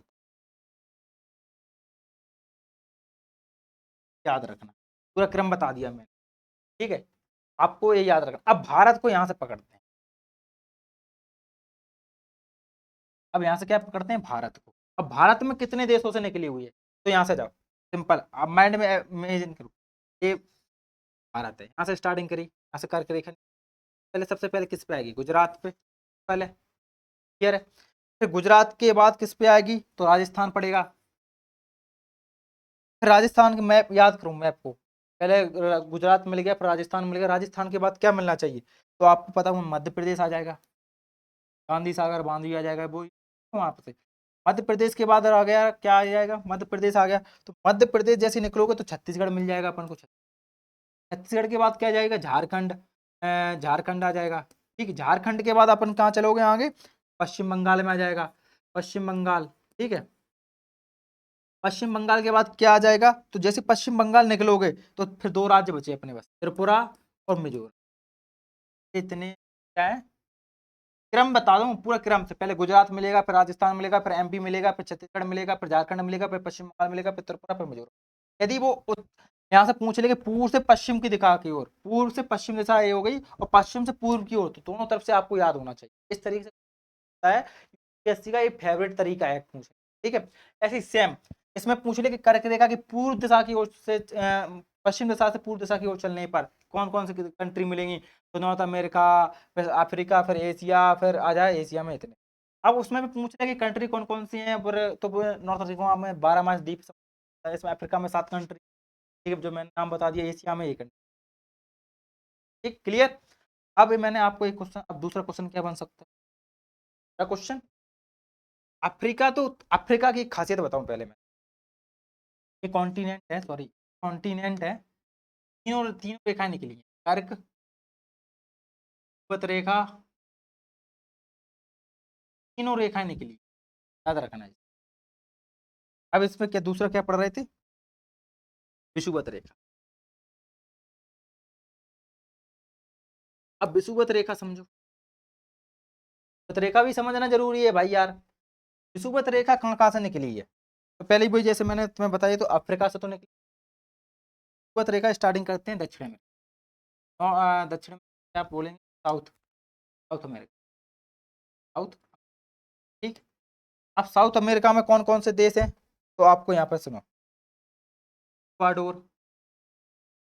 इक्वाडोर बाद क्या मिलेगा, इक्वाडोर के बाद आ जाओ कोलंबिया, कोलंबिया, फिर उसके बाद कोलंबिया में के बाद जाना पड़ेगा ब्राजील। ये अपने किसके हो गए, साउथ अफ्रीका, साउथ अफ्रीका नहीं, साउथ अमेरिका, मैं अफ्रीका बोल जाता उसके लिए बोल भी दिया हो, तो साउथ अमेरिका में क्या हो गया, 3 कंट्री हो, याद रखना। अब आ जाओ, अमेरिका हो गया, फिर अब आ जाओ अफ्रीका,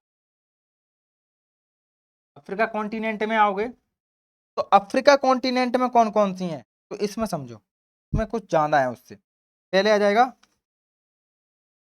साउ टोमे और प्रिंसिप, तो ऐसे लिखे साउंड, साउ टोमे और प्रिंसिप। ठीक, इसको साउंड टोमे और प्रिंसिप पहला कंट्री। उसके बाद कौन सा आएगा, फिर उसके बाद कौन सी रेखा टकराएगी, फिर गैवान, गैवान। फिर उसके बाद कौन टकराएगा, फिर कांगू गणराज्य, कांगू गणराज्य टकराएगा। फिर उसके बाद फिर दूसरा आ जाएगा demo democratic Republic Congo, democratic Republic Congo, याद रखते हैं, ठीक है, डी। फिर उसके बाद कांगो के बाद उसके बाद आ जाएगा युगांडा, युगांडा। ठीक है, युगांडा के बाद फिर कौन सी रेखा मिलेगी, केन्या, फिर केन्या के बाद है सोमाली, यहाँ पर पायरेसी होती है। ठीक है, सोमाली। ये अपने किसके हो गए, अफ्रीका कॉन्टिनेंट, साउथ अमेरिका के हो गए। ठीक, अब इसके बाद क्या है, एशिया में आ जाओ, एशिया में कौन कौन सी, एशिया में भारत में ये नहीं, भारत उत्तरी अमेरिका में है, उसमें भूमध्य रेखा के ऊपर है। तो इसमें कौन कौन सी आ जाएंगी एशिया में? एशिया में समझो, एशिया में मालदीव, फिर इसके बाद मालदीव के बाद क्या आ जाएगा? इंडोनेशिया, इंडोनेशिया, इंडोनेशिया, फिर इंडोनेशिया के बाद क्या आ जाएगा? किरवती द्वीप, किरवती। ये तीन आ जाएंगी अपनी किसमें? एशिया में। ठीक है, और क्लियर? थोड़ा और देख लेते हैं, और कुछ रह गया? और एक याद और रखना, कांगू नदी है ना जो भूमध्य रेखा को 2 बार काटती है, कांगू नदी 2 बार काटती है, 2 बार काट, ठीक है, भूमध्य रेखा को। और इसके बाद और क्या याद रखना, यहाँ पर अफ्रीका में एक विक्टोरिया झील है, विक्टोरिया, वहां से भी निकली, याद रखना, 0 डिग्री भी बोलते, ठीक है। ये मैंने आपको पूरा बता दिया। साउथ अफ्रीका में, साउथ अमेरिका में इक्वाडोर, कोलंबिया, ब्राजील। अफ्रीका में सांगो, प्रिंसिप वाला याद रखना, गैवान, कांगो, फिर डेमोक्रेटिक रिपब्लिक कांगो, फिर युगांडा, केन्या, सोमालिया। ठीक है, फिर उसके बाद जो एशिया में मालदीव, इंडोनेशिया, किरवती द्वीप। ठीक, कंप्लीट। अब जाओ उसके बाद कौन सी रेखा और रह गई अपनी? मकर रेखा।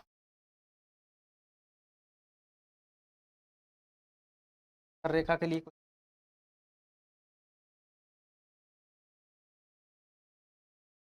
मकर रेखा समझो, मकर रेखा के लिए क्या? सेम, मकर रेखा तो दूर दूर तक नहीं आएगी अपने कंट्री में, बहुत दूर हो गई वो तो, जब तक एशिया नहीं आ रही तो अब मकर रेखा तो ऑब्वियसली नहीं आएगी। तो मकर रेखा में कौन कौन सी कंट्री आएंगी देखो, यहाँ पे आ जाइए, दक्षिण अमेरिका में, दक्षिण अमेरिका की ऑब्वियसली आएंगी। दक्षिण अमेरिका में क्या आएगी पहली? पिच की आकार जैसी। दिल्ली के बाद आ जाओ अर्जेंटीना। ठीक, कोई गलत लिख जाए तो यार तुम अपनी मर्जी ना, क्योंकि ये अभी क्या है कि आंसर है, वो भी है सच बोल।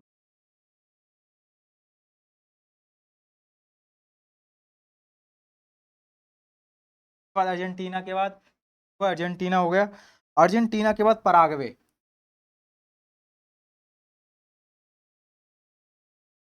पराग्वे। अब पराग्वे के बाद क्या पढ़ना है अपन को? ब्राजील।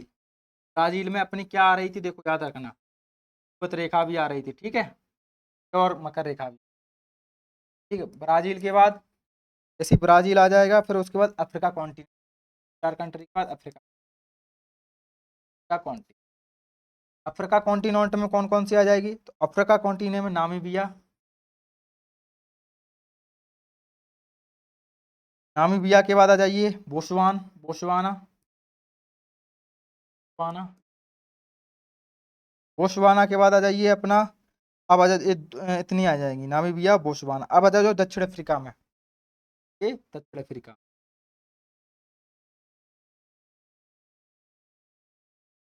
दक्षिण अफ्रीका में कौन कौन सी आएंगी? दक्षिण अफ्रीका में आ जाएगी अपना मोजाम्बिक, मोजाम्बिक, मोजाम्बिक। मोजाम्बिक के बाद क्या आ जाएगा? मेडागास्कर, जो अपना अपनी वहां से मेडागास्कर सुना हो, अब अल नीनो चलता है तो मेडागास्कर एक वो जलधारा है, तो यहाँ पर याद रखना। आगे बताएंगे, पूरा बताएंगे। फिर ऑस्ट्रेलिया, ऑस्ट्रेलिया यहाँ लिख देते,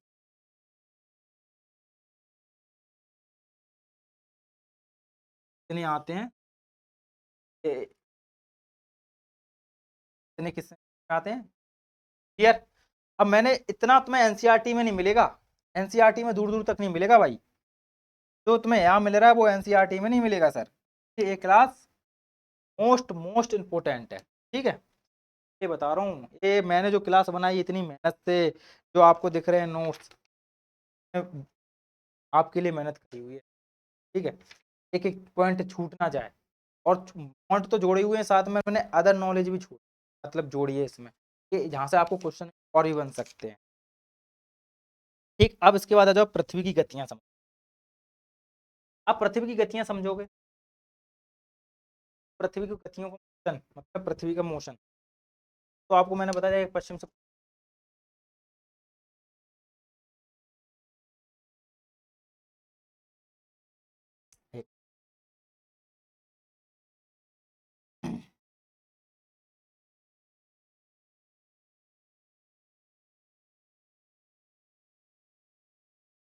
थोड़ी गलती भी हो गई, वो भी बताऊंगा मैं। ये तो फिर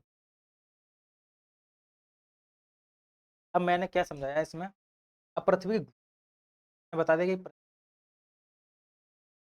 दिशा में हो रहा है, कि पृथ्वी का घूर्णन किस कौन सी दिशा में हो रहा है यार, जल्दी बताओ। तो बता दिया यार तो।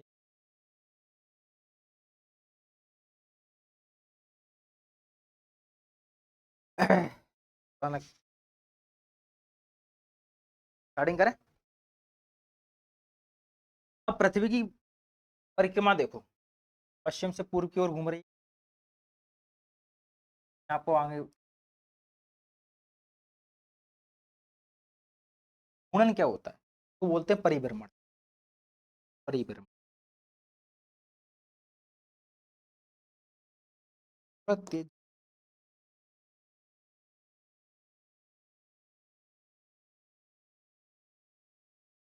परिभ्रमण मतलब ऐसे ऐसे घूम, ठीक है। परिभ्रमण, परिक्रमण मतलब समझ गया कि इसके चारों ओर घूमना। फिर मैं परिक्रमा करते सेंटर में होता उसका परिक्रमण। अब ये घूम रही, अब उसे पश्चिम की दिशा की ओर घूम, रोटेशन कर रही है, रोटेशन। अब ऊपर अपना यहाँ पर हो गया साउथ पोल, नॉर्थ पोल, यहाँ होगा साउथ पोल, ठीक है। ये अपना प्यारा भारत है। मैंने यहाँ से आपको कर्क रेखा बता दी, मकर विषुवत रेखा बता दी 0 डिग्री, जो यहाँ से मकर।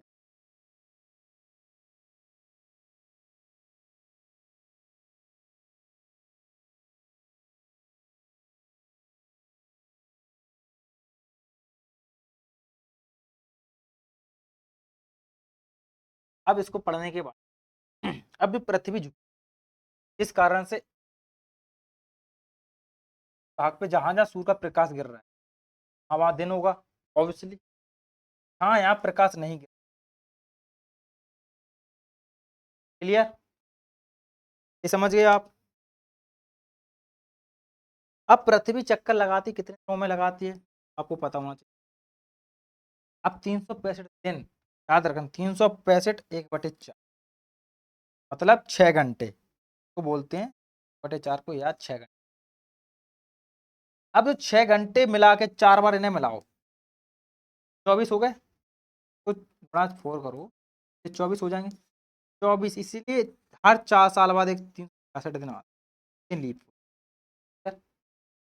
समझ में आ रहा है ना, समझ में आना चाहिए, और याद करना है आपको, ठीक है। याद करते चलना, साथ साथ रिवीजन करते रहना। यदि मैं जहाँ थोड़ा रुक जाता हूँ वहाँ रिवीजन करना चालू कर दो। अब यहाँ पे विभाजन होता है, दो, यहाँ पर दिन हो गया, यहाँ पर रात हो गई। जहाँ जहाँ सूर्य का प्रकाश होगा वो वहां दिन होगा। अब जो ये विभाजन रेखा है, इसे क्या बोलते हैं, प्रदीप्ति। क्या बोलते हैं, प्रदीप, क्या बोलते हैं, प्रदीप्ति व्रत। एक बहुत लोग नहीं पढ़ाते हैं इतने। मेरे जो भाईचारा है, मेरा दोस्त है, स्टूडेंट है, जो मेरे एस्पिरेंट्स हैं, ठीक है। जहाँ जहाँ जो दिन है, दिन रात की जो विभाजन वाली रेखा, आपको क्या बोलते हैं, ठीक। अब मैंने इसको समझाते हुए आपको जहां दिन होता है, आप समझो इस, अब पृथ्वी का यहाँ सूर्य का प्रकाश गिर रहा है, तो जहां जहां जो इस प्रकाश को समझते, इम्पोर्टेंट है। इसमें बहुत गलती है, क्या गलती हो गई इसको,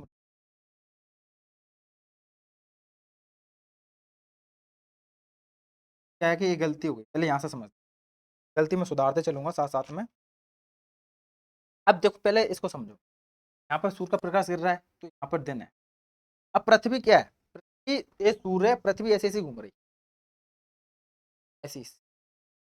तो पृथ्वी पे यहाँ पर है, तो यहाँ पर साउथ पोल पे क्या है, धूप कम है, तो यहाँ बर्फ जमी होगी, यहाँ शीत क्या होगी यहाँ। अब यहाँ पर नॉर्थ है, यहाँ पर पूरी धूप, तो यहाँ पर क्या हुआ, यहाँ पर दो, तो यहाँ पर 6 घंटे का, यहाँ पे क्या बोलते हैं 6 घंटे, तब 6 महीनों का दिन होता है, 6 महीने। यहाँ पर क्या हुआ, दिन होगा, ये होगा यहाँ पर 6 महीनों का दिन होगा। तो यहाँ पर दिन होगा, तो यहाँ बर्फ पिघल रही होगी, यहाँ गर्मी का टेम्परेचर हो गया, यहाँ बर्फ कम गिर रही, ठीक है। और इसमें क्या है कि उत्तर दिशा में है, तो यहाँ पर जहाँ सूर्य डायरेक्ट गिर रहा है तो यहाँ पर क्या होगी, गर्मी होगी। क्लियर, समझ रहे हो यहाँ। इस क्वेश्चन से PYQ आया है, डायरेक्ट क्वेश्चन आया है, इसको इसलिए ध्यान से, 1 मिनट की चूक फिर रोते रहना। अब यहाँ से क्या है कि यहाँ पर क्या होता है, पृथ्वी उत्तरायण होता है। उत्तरायण दक्षिणायन क्या होता है, पृथ्वी पृथ्वी ये हो जाएगा, पृथ्वी के जो विषुवत रेखा के ऊपर उत्तरायण होता है, दक्षिण की ओर जाता है सूर्य, उसे दक्षिणायन।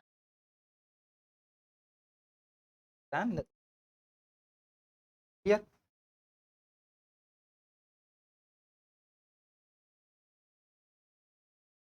ठीक। अब यहाँ से उत्तरायण है, अब 21 जून है।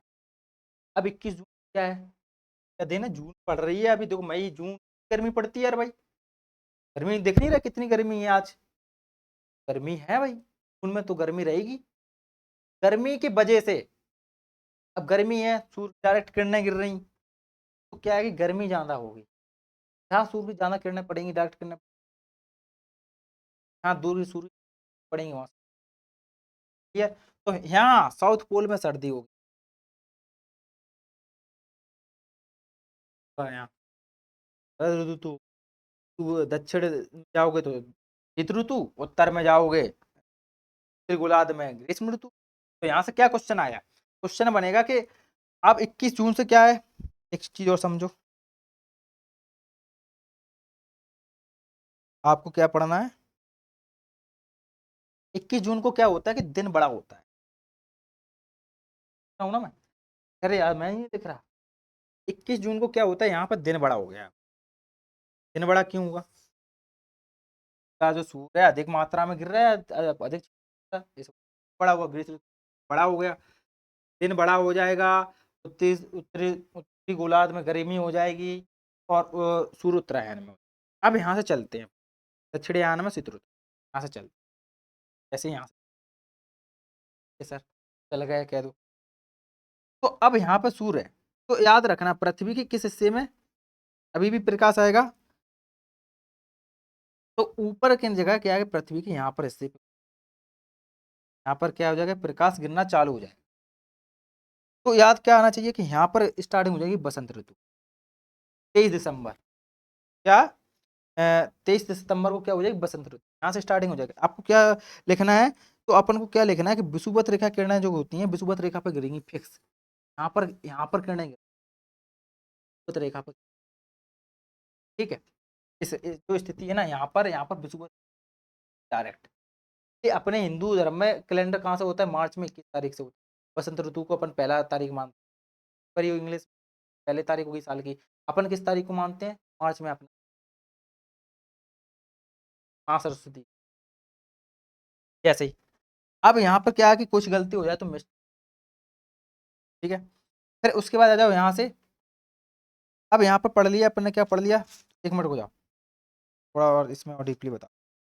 तो ऊपर क्या हो गई, शरद ऋतु हो गई, नीचे क्या हो गई अपनी, यहाँ पर शरद ऋतु ऊपर की हो जाएगी नॉर्थ में, और यहाँ पर हो जाएगी बसंत ऋतु, ठीक है। यहाँ पर बसंत ऋतु, ज्यादा गर्मी ना ज्यादा सर्दी, मीडियम, जहाँ फल फूल मस्त में, ज्यादा टेम्परेचर।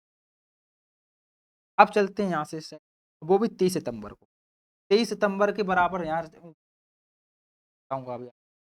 23 सितंबर पर पहुंच गए, पृथ्वी कहाँ पर पहुंच गई, और यहाँ पे एक काम क्या करता है, कुछ चीज को ज्यादा देर तक गर्म करना रहता है, तो वो ज्यादा धूप पड़ती रहेगी और ज्यादा गर्म हो जाएगा, और जिस चीज को ठंडा करते रहो धीरे धीरे धीरे धीरे, इसी तरीके से पृथ्वी काम करती है। अब 23 दिसंबर के बाद आगे चलते हैं, अब पहुंच गए अपन कहाँ पर, पृथ्वी के बहुत दूर, जैसे पृथ्वी के अपन दूर पहुंच गए, तो अब पृथ्वी ऐसी घूम रही, ऐसी, ठीक है, ऐसी घूम रही, तो पृथ्वी के अब साउथ पोल पे धूप गिरेगी। अभी यहाँ पर दिन था 6 महीने के, यहाँ दिन हो रहे थे, अब यहाँ 6 महीने के दिन, मतलब 6 महीने पे यहाँ साउथ पे अब दिन होगा। यहाँ पर अभी दिन था नॉर्थ में, अपोजिट देख रहे हो, यहाँ पर दिन में था, अब इसके जस्ट अपोजिट यहाँ स्थिति आ जाएगी, यहाँ पर क्या हो जाएगी, शीत, सॉरी यहाँ पे जो गलत लिख दी, तो क्या हो जाएगी ग्रीष्म, साउथ पोल पे क्या हो जाएगी, ग्रीष्म ऋतु। क्या है कि अब यहाँ दक्षिण पे गिर रही है, ये वाला हिस्सा तो पूरा है, तो नॉर्थ पोल पूरा ढका हुआ है, तो कम किरणें पहुंचेंगी, पहुंचेंगी में तो तिरछी पहुंचेंगी, ना के बराबर पहुंचेंगी, यहाँ बर्फ चलना चालू हो जाएगा और बहुत बर्फबारी होगी। यहाँ पर क्या है कि शरद ऋतु, शीत ऋतु, बाद में क्या हो जाएगी। अब यहाँ से क्या होगा, दक्षिणयान। अब सूर्य का क्या होगा, दक्षिणयान हो गया। अब यहाँ पे दक्षिण, दक्षिण में ज्यादा किरणें पहुंच रही हैं, यहाँ पे उत्तर में ज्यादा किरणें, तो दक्षिण में किरणें ज्यादा आ रही। तो यहाँ पर क्या, साउथ में, उत्तरी गोलार्ध में, दक्षिणी गोलार्ध में ज्यादा किरणें पहुंच रही। दक्षिण गोलार्ध में शीत ऋतु, ग्रीष्म ऋतु हो गई। जहाँ सूर्य की जितनी ज्यादा किरणें है वहां उतना उतनी ज्यादा गर्मी। क्लियर, यहाँ से समझो। अब यहाँ 22 कितना हो जाएगा, यहाँ हो जाएगा कौन सा हो जाएगा, 22 दिसंबर। अब 22 दिसंबर को क्या है, क्रिसमस डे मानते हैं। ऑस्ट्रेलिया के लोग बोलते क्रिसमस डे हो गया, क्रिसमस डे मनाते हैं ऑस्ट्रेलिया वाले। ऑस्ट्रेलिया वाले क्रिसमस क्रिसमस 22 दिसंबर को। अब 22 दिसंबर को क्रिसमस क्यों मनाते हैं, क्योंकि उनके लिए क्या मौसम आ गया, गर्मी का आ गया। के लिए क्या आ गया, ग्रीष्म ऋतु आ गई, वहां मस्त बसंत ऋतु, मस्त मौसम आ गया। तो ग्रीष्म ऋतु जहां से स्टार्टिंग होती है उनके लिए, वो उनका क्या हो गया, क्रिसमस डे हो गया। ठीक है, अब चलते हैं ऊपर, यहाँ से अब चलते हैं 22 दिसंबर। यहाँ पर भी दिन वो क्या होगा, अब यहाँ पर क्या होगा, दिन रातें बड़ी हो जाएंगी। यहाँ पे क्या है, दिन बड़ा था, यहाँ पे अब रातें बड़ी हो जाएंगी। यहाँ पर क्या लिखना है, रात बड़ी, दिन छोटे। रात बड़ी हो जाएंगी, दिन छोटे हो जाएंगे। यहाँ था कि रात बड़ी थी, दिन छोटे, सॉरी, यहाँ पर दिन बड़े थे, दिन रात छोटी थी। यहाँ पर क्या अपोजिट हो जाएगा कि रात बड़ी हो जाएंगी, दिन छोटे। ठीक है भाई, क्लियर। कुछ पलटे जाए ऊपर नीचे, देखो तो पूरी कर दूं। कभी क्या होता है कि बहुत देर से बोलने से क्या है कि ऊपर नीचे शब्द हो जाते हैं। ठीक है, कोशिश मैं करता हूँ कि ना हो। फिर आगे चल, अब आ जाओ 21 मार्च, सितंबर हो गया वहां से, अब मार्च पे चल। अब यहाँ से क्या, दक्षिणायन था सूरज, तो यहाँ पर जनवरी आ जाएगा, फरवरी आ जाएगा। तो तुम सर्दी के मौसम में चल रहे हो कि नहीं, सर्दी पड़ रही है इसी मौसम में। क्या यहाँ से अब पृथ्वी ठंडा हो रही है, ठंडे ठंडे होते, इतनी ठंडी होती है कि कोहरा पड़ता है, पाला पड़ता है सर्दी रात में। ठीक, उत्तरी गोलार्ध में जितनी, तो वहाँ सर्दी है। अब ऑस्ट्रेलिया में तो दक्षिण में आता है गोलार्ध में, तो गर्मी आ जाएगी। अब यहाँ पे 21 मार्च में आ गए, तो अपनी क्या है, बसंत ऋतु। टेम्परेचर पर भी बसंत ऋतु थी, पर भी बसंत। तो 21 मार्च बराबर 23 सितंबर। ठीक है, यहाँ पर 22 दिसंबर बराबर 21। लेकिन अपोजिट हैं, ये दोनों अपोजिट हैं। ठीक है, इसको याद रखना। यहाँ पर दोनों सेम है, क्योंकि यहाँ पर विषुवत रेखा पे पूरी किरणें गिरती हैं, यहाँ पर भी विषुवत रेखा किरणें गिरी। ठीक है, अब यहाँ पे आ जाइए। अब उत्तरी ध्रुव, उत्तरी ध्रुव में क्या होगा यहाँ पर, तो यहाँ पर उत्तरी ध्रुव में, दक्षिण ऋतु में, क्योंकि पृथ्वी अब ऐसी है, तो यहाँ पर किरणें गिर रही। ठीक है, यहाँ पर किरणें गिर रही हैं, यहाँ पर बसंत ऋतु है, यहाँ पर किरणें। क्लियर। तो अब यहाँ पर क्या हो जाएगा, 21 मार्च को क्या हो जाता है, आप 21 मार्च के बाद ध्यान रखना कि गर्मी चालू हो जाएगी। जैसे मार्च निकलता रहेगा, मार्च से अपने यहाँ पृथ्वी का उत्तरायण चालू हो जाता है। यहाँ से इतने इतने, यहाँ से स्टार्टिंग हुआ, यहाँ से सॉरी, यहाँ से स्टार्टिंग हुआ दक्षिणयान के लिए। यहाँ पूरा दक्षिणयान से, यहाँ से स्टार्टिंग करता है दक्षिणयान में जाने के लिए, पूरा पूरा यहाँ। अब जैसे 21 मार्च हो गया, उसके बाद उत्तरायण में स्टार्टिंग हो जाता है। ठीक है, अब उत्तरायण, फिर इसके बाद 21 मार्च हो गया, विषुवत रेखा पे पूरी किरणें गिर रही हैं इसकी, मतलब फोकस विषुवत रेखा पे है। तो नीचे के साउथ पोल में क्या हो जाएगा, कि साउथ पोल में हो जाएगी शीत ऋतु, तो उत्तर में हो जाएगा वो क्या है, बसंत ऋतु। फिर सेम अपना वही चक्र आ गया। ठीक है, यहाँ से अपना होता है पूर्व। यहाँ से क्वेश्चन इंपोर्टेंट था समझना। ठीक है, मोस्ट मोस्ट इंपोर्टेंट है। अब चलते हैं नेक्स्ट टॉपिक। थोड़ा पानी पी लेते हैं, मैं भी हूँ यार, इंसान ही हूँ।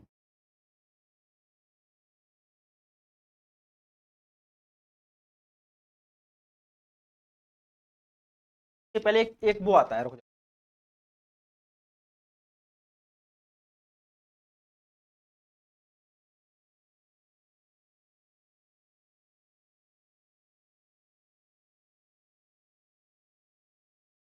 एक टॉपिक है, उसके पहले मानचित्र।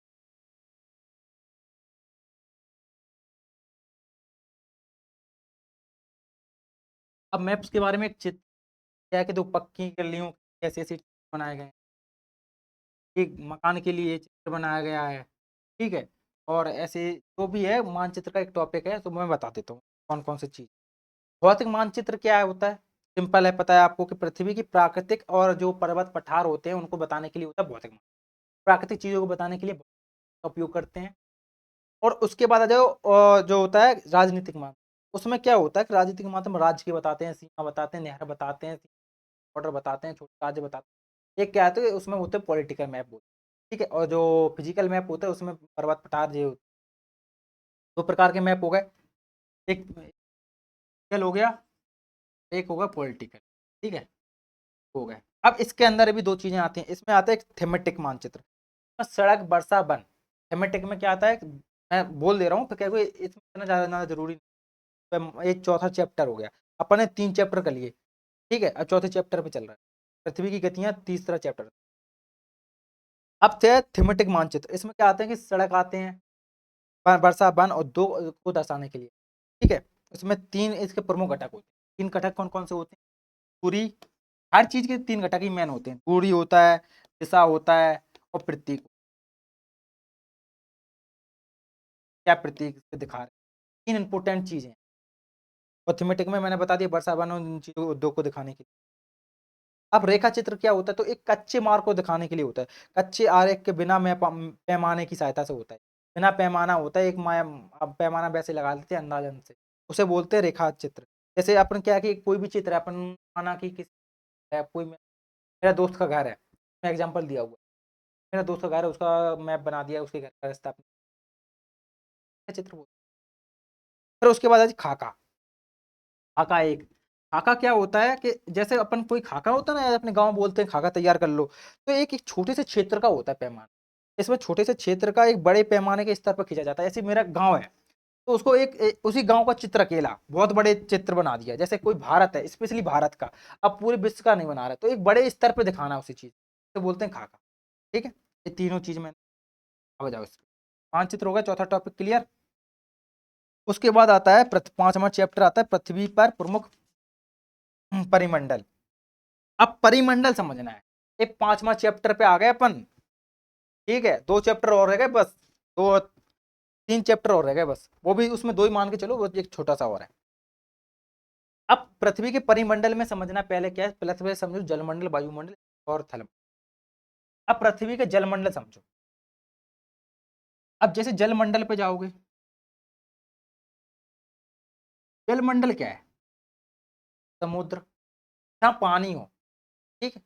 जहाँ पानी हो उसे जलमंडल, ये तो है सिर्फ परिभाषा में, कि जहाँ पृथ्वी के बहुत बड़े भूभाग में जल पाया जाता हो उसे जलमंडल कहते हैं, ठीक है?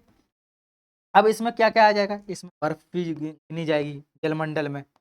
याद रखना, कई लोगों को यही पता नहीं है कि भाई साहब बर्फ होती है उसे जलमंडल में गिना जाए कि स्थलमंडल में। तो यहाँ यही तो क्लास है अपनी, हर एक चीज़ बारीकी से बताएँगे। जलमंडल में बर्फ भी आएगी, बर्फ पिघलने के बाद जल ही बन जाती है। अब इसके बाद जलमंडल में बर्फ आएगा, बर्फ के बाद क्या आ जाएगा इसमें? 1 मिनट रुको ना, जल वाष्प, जल वाष्प, 1 मिनट सर बस। जल वाष्प और उसके बाद वाष्प और जल, वो जल तो है ही अपना। ये 2 चीज़ों को याद रखना, क्योंकि ये इस पे डाउट रहता है तुम्हारा कि जलमंडल में ये आएगा कि नहीं आएगा। जल वाष्प भी आएगी और बर्फ भी आएगी, तो जल तो फिर है ही।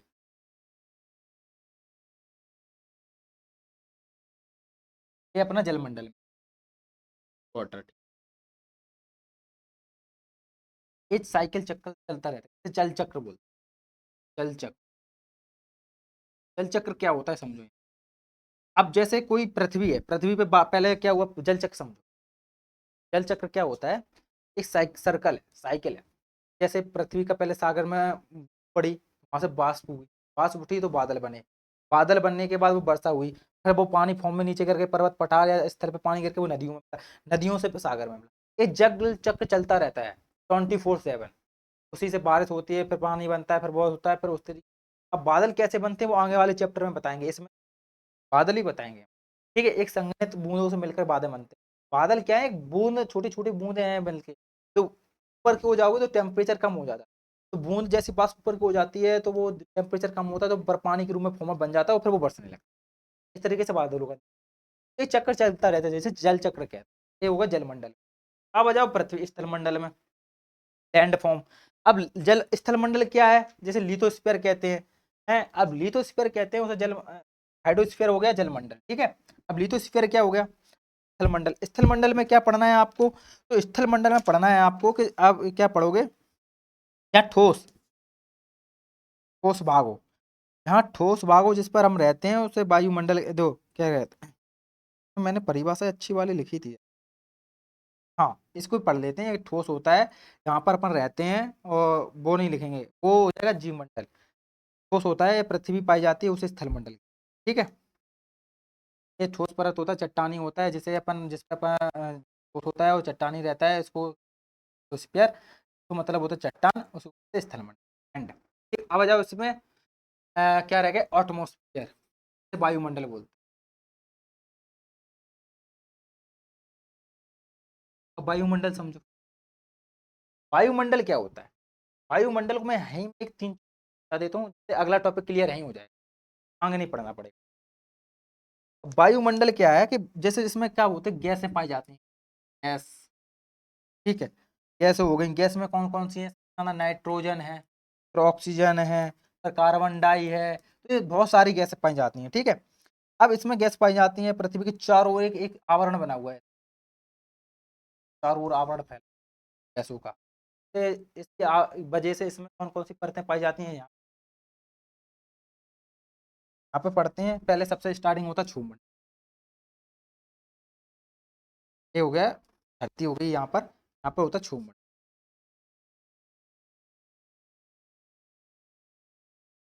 अब क्षोभमंडल में क्या है, यहाँ पर सब प्रकार के, यहाँ पर क्या होता है कि ये होता है मौसम, यहाँ पे मौसम, सब प्रकार की घटनाएं होती हैं, यहाँ पर रहते हैं, ठीक। ये क्षोभमंडल है, यहाँ पे सारी घटनाएं होती हैं, सब जो बादल वादल कड़कते हैं, ये मौसम अपना बनता है, सब कुछ होता है, ये क्षोभमंडल। उसके बाद क्या आ जाएगी, जैसे क्षोभमंडल के ऊपर जाओगे तो अपन को आ जाएगा सप्तम मंडल। अब इसके बारे में मैं पूरा डिटेल से अभी इसलिए नहीं बता रहा हूँ कि फिर आगे जाके साथ तुम्हें बताना पड़ेगा, ठीक है। सेवंथ क्लास में यदि मैंने इसी क्लास में बता दिया, फिर सेवंथ में का इंटरेस्ट नहीं, हर चीज को बताएंगे। मत समता, सप्ताह मंडल के बाद आ जाएगा, सप्ताह मंडल के बाद आ जाएगा मध्य मंडल।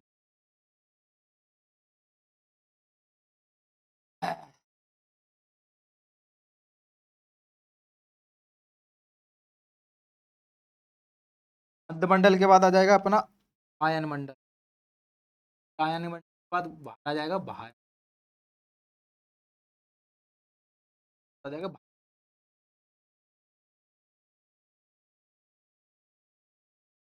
ये अपने पांच मंडल हो गए। अपना इसमें आपने क्या है कि हवाई जहाज उड़ते हैं, साफ रहता है, प्रॉब्लम नहीं है, ठीक है। तो इस वजह से यहाँ पर हवाई जहाज उड़ने की उत्तम, यहाँ पर क्या है कि अपने ऊँच परत भी पाई जाती है, पूरा बताएंगे आगे वाली क्लास में, ठीक है। यहाँ पे मैंने क्या है कि मेन मेन चीजें बतानी थी। अब इसके बाद आ जाते हैं, इसके ऊपर वापस आ जाते हैं। अब जैसे जलमंडल, वायु जलमंडल ये हो गया, सॉरी, वायुमंडल, जलमंडल और स्थलमंडल, अब तीनों चीज मिलके क्या बनाते हैं, हाँ लाइफ हो, हाँ लाइफ मतलब बायोस्फीयर, बायोस्फीयर बोलते हैं जीव,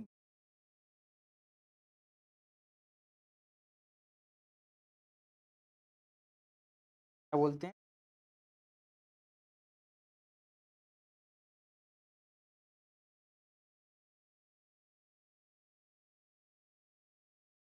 हाँ का है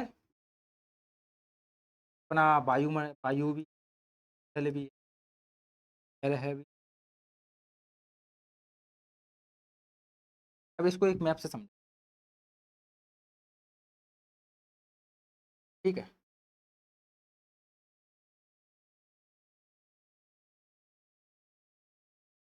कहने का मतलब है कि जलमंडल, वायुमंडल, अब इसका जो बीच का एरिया है, का एरिया है ना, ये बोलते हैं,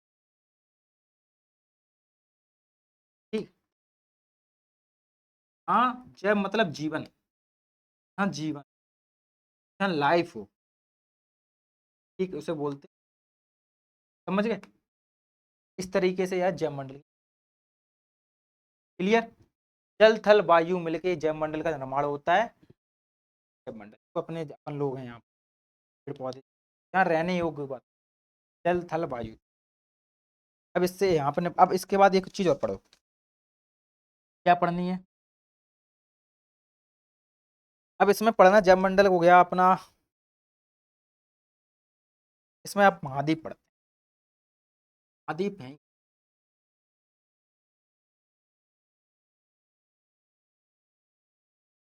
तो अपन को पता होना चाहिए कि अब अपन मैं जो बता रहा हूँ एक नंबर वाइज नंबर बता रहा हूँ कि सबसे बड़ा कौन है, बारे में बता रहा हूँ। सबसे बड़ा कौन है, फिर उसके बाद कौन है, उसको सबसे बड़ा कौन है तो अपना सबसे, उसके बाद क्या है दूसरे नंबर पे अफ्रीका कॉन्टिनेंट बताया, क्योंकि अपन ने अब लैंड पढ़ लिया। फिर उसके बाद आ जाइए का कौन है तीसरे नंबर पे, फिर आ जाएगा अब अफ्रीका में मैंने तीनों रेखाएं काट दी हैं, कर्क रेखा, मकर रेखा, विषुवत, तीनों। फिर हो जाए उत्तरी अमेरिका, ठीक है। फिर इसके बाद आ जाओ दक्षिण अमेरिका, फिर दक्षिण अमेरिका के बाद आ जाए ना आ जाए फिर पांचवें नंबर पे अंटार्कटिका, ठीक है। यहाँ अपना गंगोत्री गया, गंगोत्री मिशन था, मैत्री था, अंटार्कटिका, ठीक है, अंटार्कटिका, ठीक है। उसके बाद आ जाइए छठवें नंबर पे सबसे बड़ा कौन है, यूरोप। यूरोप के बाद सातवें नंबर पे ऑस्ट्रेलिया।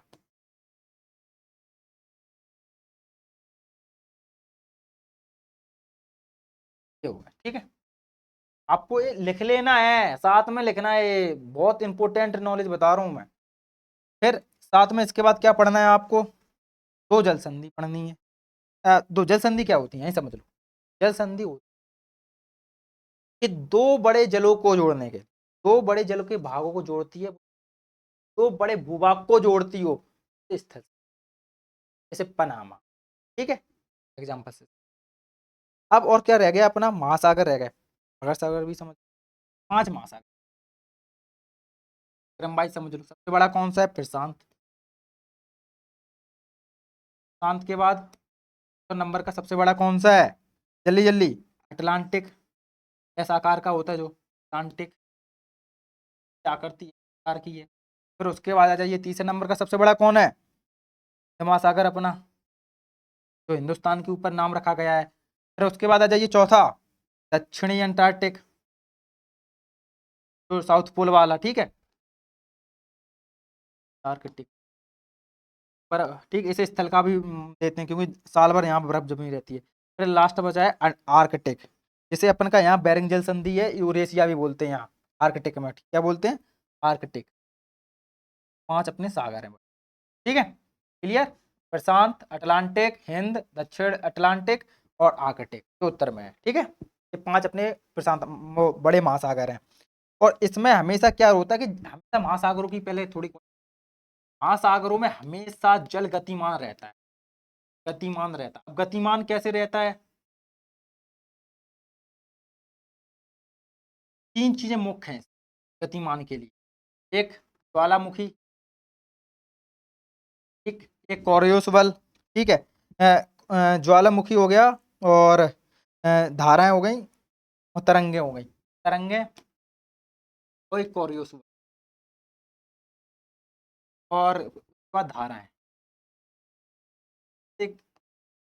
अब और भी चीज है, तरंगे किस वजह से उठती हैं तो आपको पता होना चाहिए कि आप पढ़ोगे चंद्रमा, चंद्रमा, सूर्य, पृथ्वी में होती तरंगे आती हैं, जिसको ज्वारभाटा कहते हैं। तो ये बहुत है आगे जाके, इसको आगे जाके बहुत डिटेल से बताएं, वहाँ पे थे, ठीक है। अपने इसने पढ़ लिया, जलमंडल पढ़ लिया, वायुमंडल पढ़ लिया, स्थलमंडल पढ़ लिया और जैवमंडल पढ़ लिया, ठीक है। जैवमंडल क्या होता है, तीनों का एक बीच का कोर एरिया, जो मैंने जिसको आपको मानचित्र से बताया था, कोर एरिया, ठीक है। तीनों का बीच का कोर एरिया, जलमंडल, थलमंडल, वायुमंडल का बीच का एरिया अपना क्या है,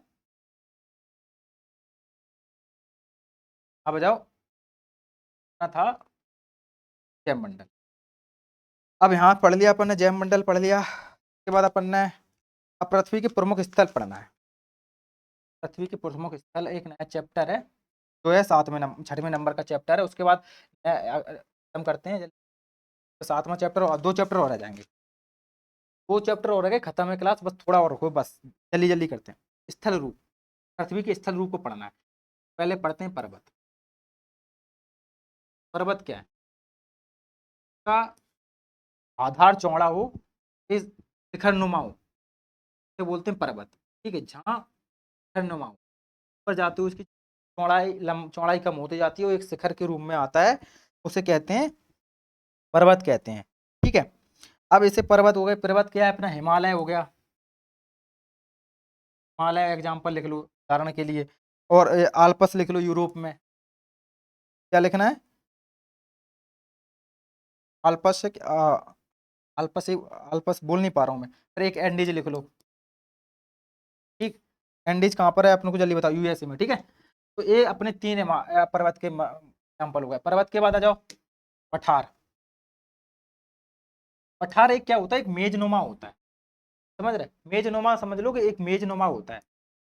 जैसे अपने टेबल देखी हो ना, मेज, उसका इसमें क्या होता है कि इसमें समतल, इस पे क्या इंसान रहता भी है, ये रहने योग्य है, पठार के मैदानों में रहते भी हैं। तो पठार क्या हो गए? तो पहले पर्वत को थोड़ा और समझ लेते हैं, पर्वत के बारे में, पठार के बारे में। पर्वत के बारे में क्या है? ये 3 प्रकार के होते हैं। कौन कौन से प्रकार के हैं? एक बलित पर्वत हो गया, एक हो गया भ्रंशोत पर्वत, भ्रंशोत, और एक हो गया ज्वालामुखी।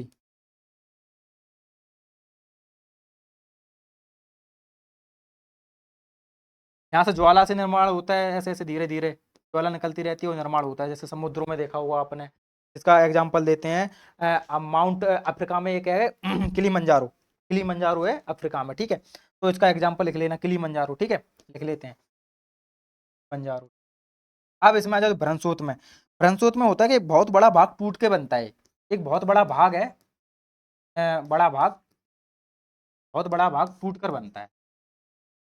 ठीक है, जैसे बोलते हैं भ्रंशोत पर्वत। ठीक है, उस जिसके एग्जाम्पल कौन कौन से हो जाएंगे? तो भ्रंशोत पर्वत कैसा होता है इसको समझो। ये ऐसा ऐसा ऐसा ऐसा, कहने का मतलब है कि भ्रंशोत पर्वत में जो हिस्सा नीचे दब गया वो भ्रंशोत, जो धस गया हिस्सा है, तो उसे, जो धस गया हिस्सा है उसे बोलते हैं, देखो क्या बोलते हैं, द्रोणिका। तो द्रोणिका क्या बोलते हैं? द्रोणिका।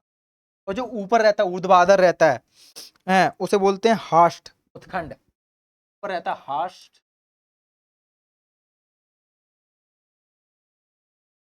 ठीक, ये अपना हो गया।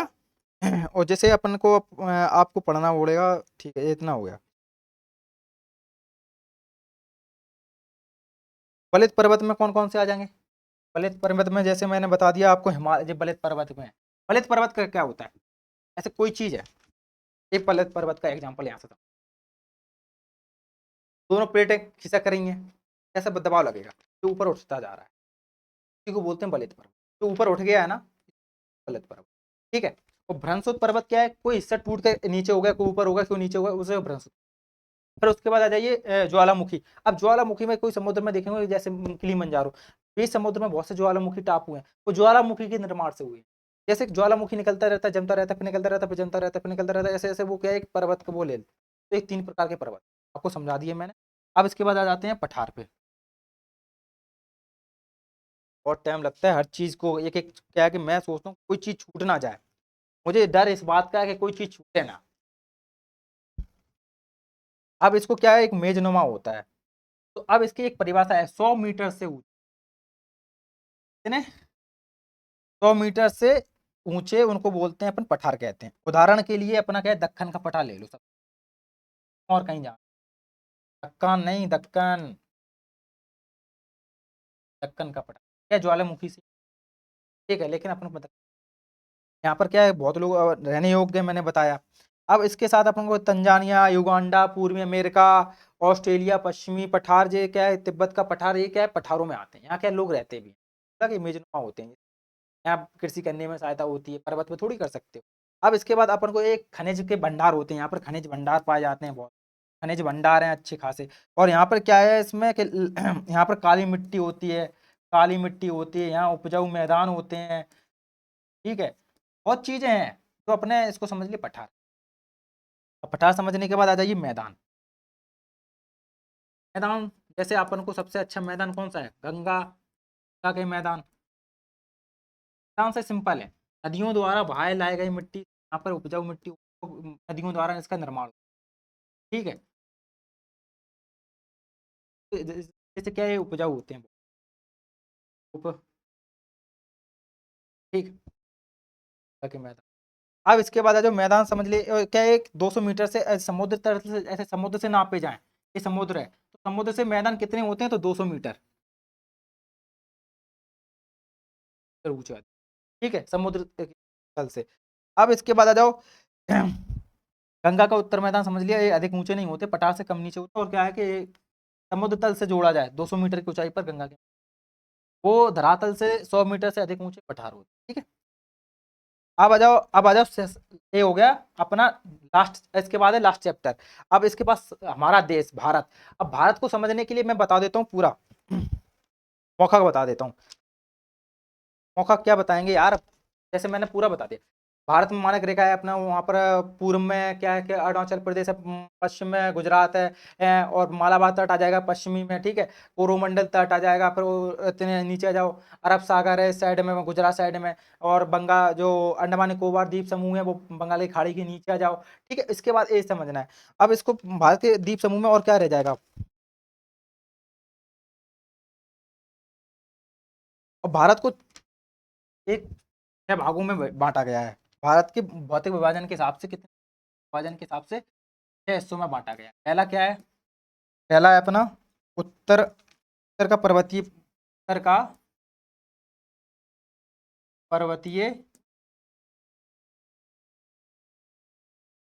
पर्वतीय प्रदेश, जैसे हिमालय, ठीक है, दूसरा ले लो। दूसरा क्या है? उत्तर का विशाल मैदान, जैसे गंगा का मैदान, उत्तर का विशाल मैदान, जो जरूरी है वो बता दिया मैंने, और पूरा मैं बताऊंगा, कुछ भी चीज नहीं छोड़ा मैंने एनसीईआरटी का, जैसे गंगा के मैदान, ठीक है। तीसरा क्या है? तीसरा क्या है अपना भारतीय मरुस्थल, जैसे राजस्थान का थार मरुस्थल, ठीक है, भारतीय मरुस्थल, ये था ना हिमालय ना गंगा, ठीक है। अब आ जाओ गंगा के मैदान, मतलब अब आ जाओ प्रायद्वीपीय, प्रायद्वीपीय पठार, जैसे दक्कन, ठीक। फिर उसके बाद आ जाइए, पांचवा कौन सा है जिसे डिवाइड किया है? तटीय मैदान, पश्चिमी तट, पूर्वी तट, ठीक है, पश्चिमी तट और पूर्वी तट, पश्चिमी और पूर्वी, ठीक। अब उसके बाद आ जाइए छठवां, द्वीप समूह, इन 6 भागों में बांटा है। द्वीप समूह में कौन कौन से आ जाएंगे? अंडमान निकोबार द्वीप समूह, लक्षद्वीप, ये आ जाएंगे इन 6 भागों में। इस हिसाब से क्या होता है अपना, यहाँ निपट गया 7th चैप्टर, ठीक है। अब 7th के बाद चलते हैं, लास्ट चैप्टर है, और उसके बाद क्लास करते हैं खत्म, ठीक है। अब इसके बाद आ जाइए भारत, लास्ट चैप्टर है भारत और उसकी जलवायु, जलवायु, वनस्पति और वन्यजीव के बारे में बताना है। तो पहले इसको समझने के लिए सबसे पहले क्या समझना जरूरी है? मौसम। भारत में कितने, भारत में दिन रात होने पे अब कितनी ऋतु होती हैं भारत में? ऋतु को बसंत ऋतु, बसंत ऋतु कब होती है? तो आपको पता होना चाहिए, जैसे मार्च आएगा, मार्च से मैंने तुमने तब वो बताया था, पृथ्वी का मौसम बताया था, तब मार्च से मैंने सोचा था कि अपने भारत में क्या हो जाती है स्टार्टिंग? मार्च, मार्च से अप्रैल। तो सबसे ज़्यादा जरूरी वो चीज़ बता रहा हूँ, बसंत ऋतु हो गई, जो एनसीईआरटी में भी नहीं है। ग्रीष्म ऋतु, ग्रीष्म ऋतु कहाँ से स्टार्ट हो जाएगी? ठीक है, अप्रैल से स्टार्ट कर दो यहाँ से ही, याद करना ज़्यादा मुश्किल नहीं है। अप्रैल से लेके कहाँ तक चलेगी? तो जून तक चलेगी ये, ठीक है। मई से जून लिख लो, अप्रैल के बाद एक एक महीना बढ़ा दो, अप्रैल को हटा देते। ये सर, अरे मई से जून, तो बसंत ऋतु हो गई अपनी मार्च से, 21 मार्च से स्टार्टिंग हो गई, अप्रैल तक चली। अप्रैल कट के फिर ग्रीष्म ऋतु कब से स्टार्ट हो गई, तो मई से लेके जून तक हो गई।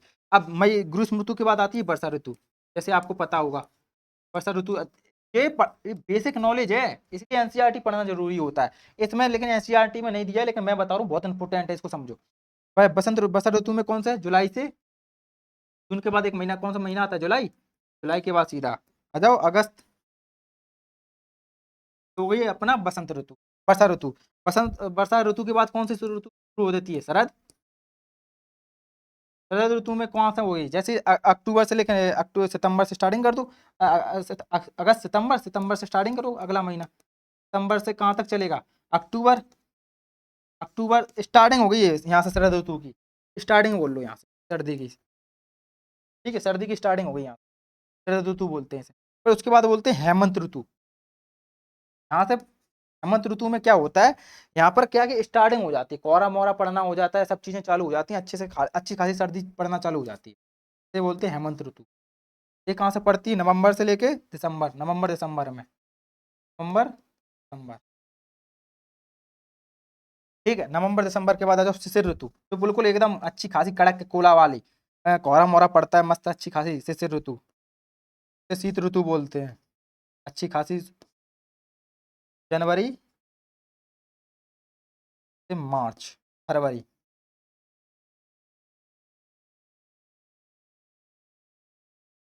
ये हो गए अपने ऋतु, ठीक है, ये मैंने बता दिया। 6 प्रकार की अपने यहाँ ठीक है, ऋतु हो गई 6 प्रकार की। अब इसमें तुम्हें क्या पता होना चाहिए, और क्या पता होना चाहिए, 6 प्रकार की ऋतु होगी, नोट कर लेना। अब इसके अब ठंडे गर्म और वर्षा के हिसाब से 3 प्रकार में बांट लेते हैं। पहले पढ़ते हैं ठंडा, तब कोल्ड, कोल्ड से ले लेते हैं यहाँ। ठंडा कब कब पड़ती है, ठंडी सबसे ज्यादा दिसंबर से सर्दी पड़ती है फरवरी तक अच्छी, ठीक है। ये हुआ अपने यहाँ भारत के हिसाब से बता रहा हूँ मैं, पहले इसको जानना जरूरी है। अब उसके बाद आ जाओ मार्च, गर्म, हॉट, हॉट डे बोलते हैं, गर्म दिन। गर्म दिन कब है, तो गर्म दिन पढ़ेंगे अपने मार्च से लेके मई तक, मार्च से, ठीक। अब आ जाओ वर्षा ऋतु, वर्षा ऋतु कब पड़ेगी, तो वर्षा ऋतु पड़ेगी जून जुलाई, जुलाई से लेके सितंबर तक, जून जुलाई, जून से लिख देते सितंबर, सितंबर, ठीक है। फिर आ जाओ, ये हो गया वर्षा ऋतु। अब अक्टूबर नवंबर, अक्टूबर और नवंबर में क्या होता है, शरद ऋतु, ठीक। अब एक और चीज माइंड में आ रही होगी, वर्षा से यहाँ से लिखो दक्षिण पश्चिम,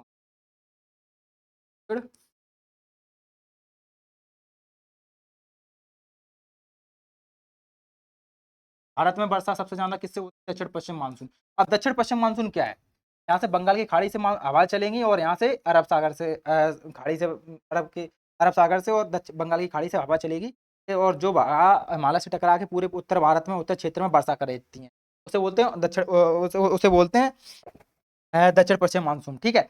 अब इसके बाद जो अब मानसून एक और क्या है, लौटता मानसून। लौटता मानसून क्या है, लौट, भाई कब से क्लास ले रहे हैं इसलिए हो रहा है, सॉरी भाई, पूरा कंप्लीट करके जाएंगे। लौटता मानसून, अब लौटता मानसून क्या है, अब ये क्या होता है कि इस ऋतु में अब पवने इस साइड से चलेंगी, जैसे अपनी क्या है कि एशिया से होते हुए पवने क्या है इस साइड होंगी, तो ये होती हैं जब लौटते समय ना, ये केरल के तट पर वर्षा करती हैं, केरल तमिलनाडु, इन क्षेत्रों में वर्षा अधिक होती है लौटते हुए मानसून से, और दक्षिण पश्चिम मानसून से उत्तर भारत में ज्यादा वर्षा होती है, और दक्षिण भारत में वर्षा सबसे ज्यादा कब होती है, लौटते हुए मानसून, याद रखना, ठीक। अब उसके बाद और क्या पढ़ना है, भारत कौन से क्षेत्र में आता है, उष्णकटिबंधीय क्षेत्रों में आता है। और कोई क्वेश्चन रह गया आपका, खत्म करते हैं क्लास को बस। और यहाँ पे कौन सी वनस्पति पाई जाती है, उष्णकटिबंधीय, ठीक है। वनस्पति में क्या क्या, आ जाओ आप देखो, जहां जहां कम पानी होगा वहां कांटेदार वृक्ष पाए जाएंगे, जहां पानी ज्यादा होगा सदाबहार वन पाए जाएंगे, जैसे पश्चिमी घाट है वो सदाबहार वन होते हैं। जहाँ उत्तर भारत के कुछ मैदान होते हैं, जैसे अपना एमपी भी आ जाए, एमपी के आते हैं, यूपी के आते हैं, जो उत्तर भारत में जहाँ ज्यादा गर्मी होती है वहाँ राजस्थान आ गया, तो वहाँ क्या है, जहाँ शुष्क आर्द्र क्षेत्र होता है, जहाँ मरुस्थल होता है, वहाँ क्या है कि कांटेदार वृक्ष पाए जाते हैं, ठीक, ये समझ लिया। फिर उसके बाद मैंने सदाबहार वन बताया, जहाँ वर्षा होती है और जो वर्षा में भी उग सकते हैं, और वहाँ दलदली भूमि भी ये सब होता है, तो वहाँ क्या है पश्चिमी घाट में पाई, और कुछ पूर्वी। अब उसके बाद आ जाइए और शीशम, सागौन जो अपने बीच वाले क्षेत्र में पाए जाते हैं। और अब मिट्टी मैंने बता दी, मिट्टी के बारे में अभी नेक्स्ट टॉपिक में पढ़ेंगे। और यहाँ तक क्लास को देखने के लिए बहुत बहुत धन्यवाद। जय हिंद, जय भारत। इसको आपको यदि मेरे साथ completely GS1, GS2, GS3, GS4 सब प्रकार का आपको तैयारी करनी है, पूरी कंप्लीट यूपीएससी की तैयारी करनी है, तो आपको इस नंबर पे जाना, ठीक है। इस पे आपको कॉल कर सकते हो और इस पे आप व्हाट्सअप कर सकते हो, ठीक है। कोई भी कोर्स की जानकारी लेना है, मेरे साथ पढ़ना है, आपको मेरे साथ जुड़ना है, अपना भाईचारा बढ़ाना है, मैं एक दोस्त की तरीके से पढ़ाऊँ, आपको इस तरीके से पढ़ाऊंगा कि आपको क्या कि कहीं और पढ़ने की जरूरत ना, ठीक है। मैंने एनसीईआरटी को एक भी चीज ऐसा नहीं छोड़ा जो बताया ना, और एक्स्ट्रा ही बताया मैं, ये मैंने मेरी। Thank you. जय हिंद, जय भारत। आपका बहुत बहुत धन्यवाद यहाँ तक देखिए, बस टाइप कीजिए, थोड़ा क्या पूरा ही करना पड़ेगा। जय हिंद, जय भारत।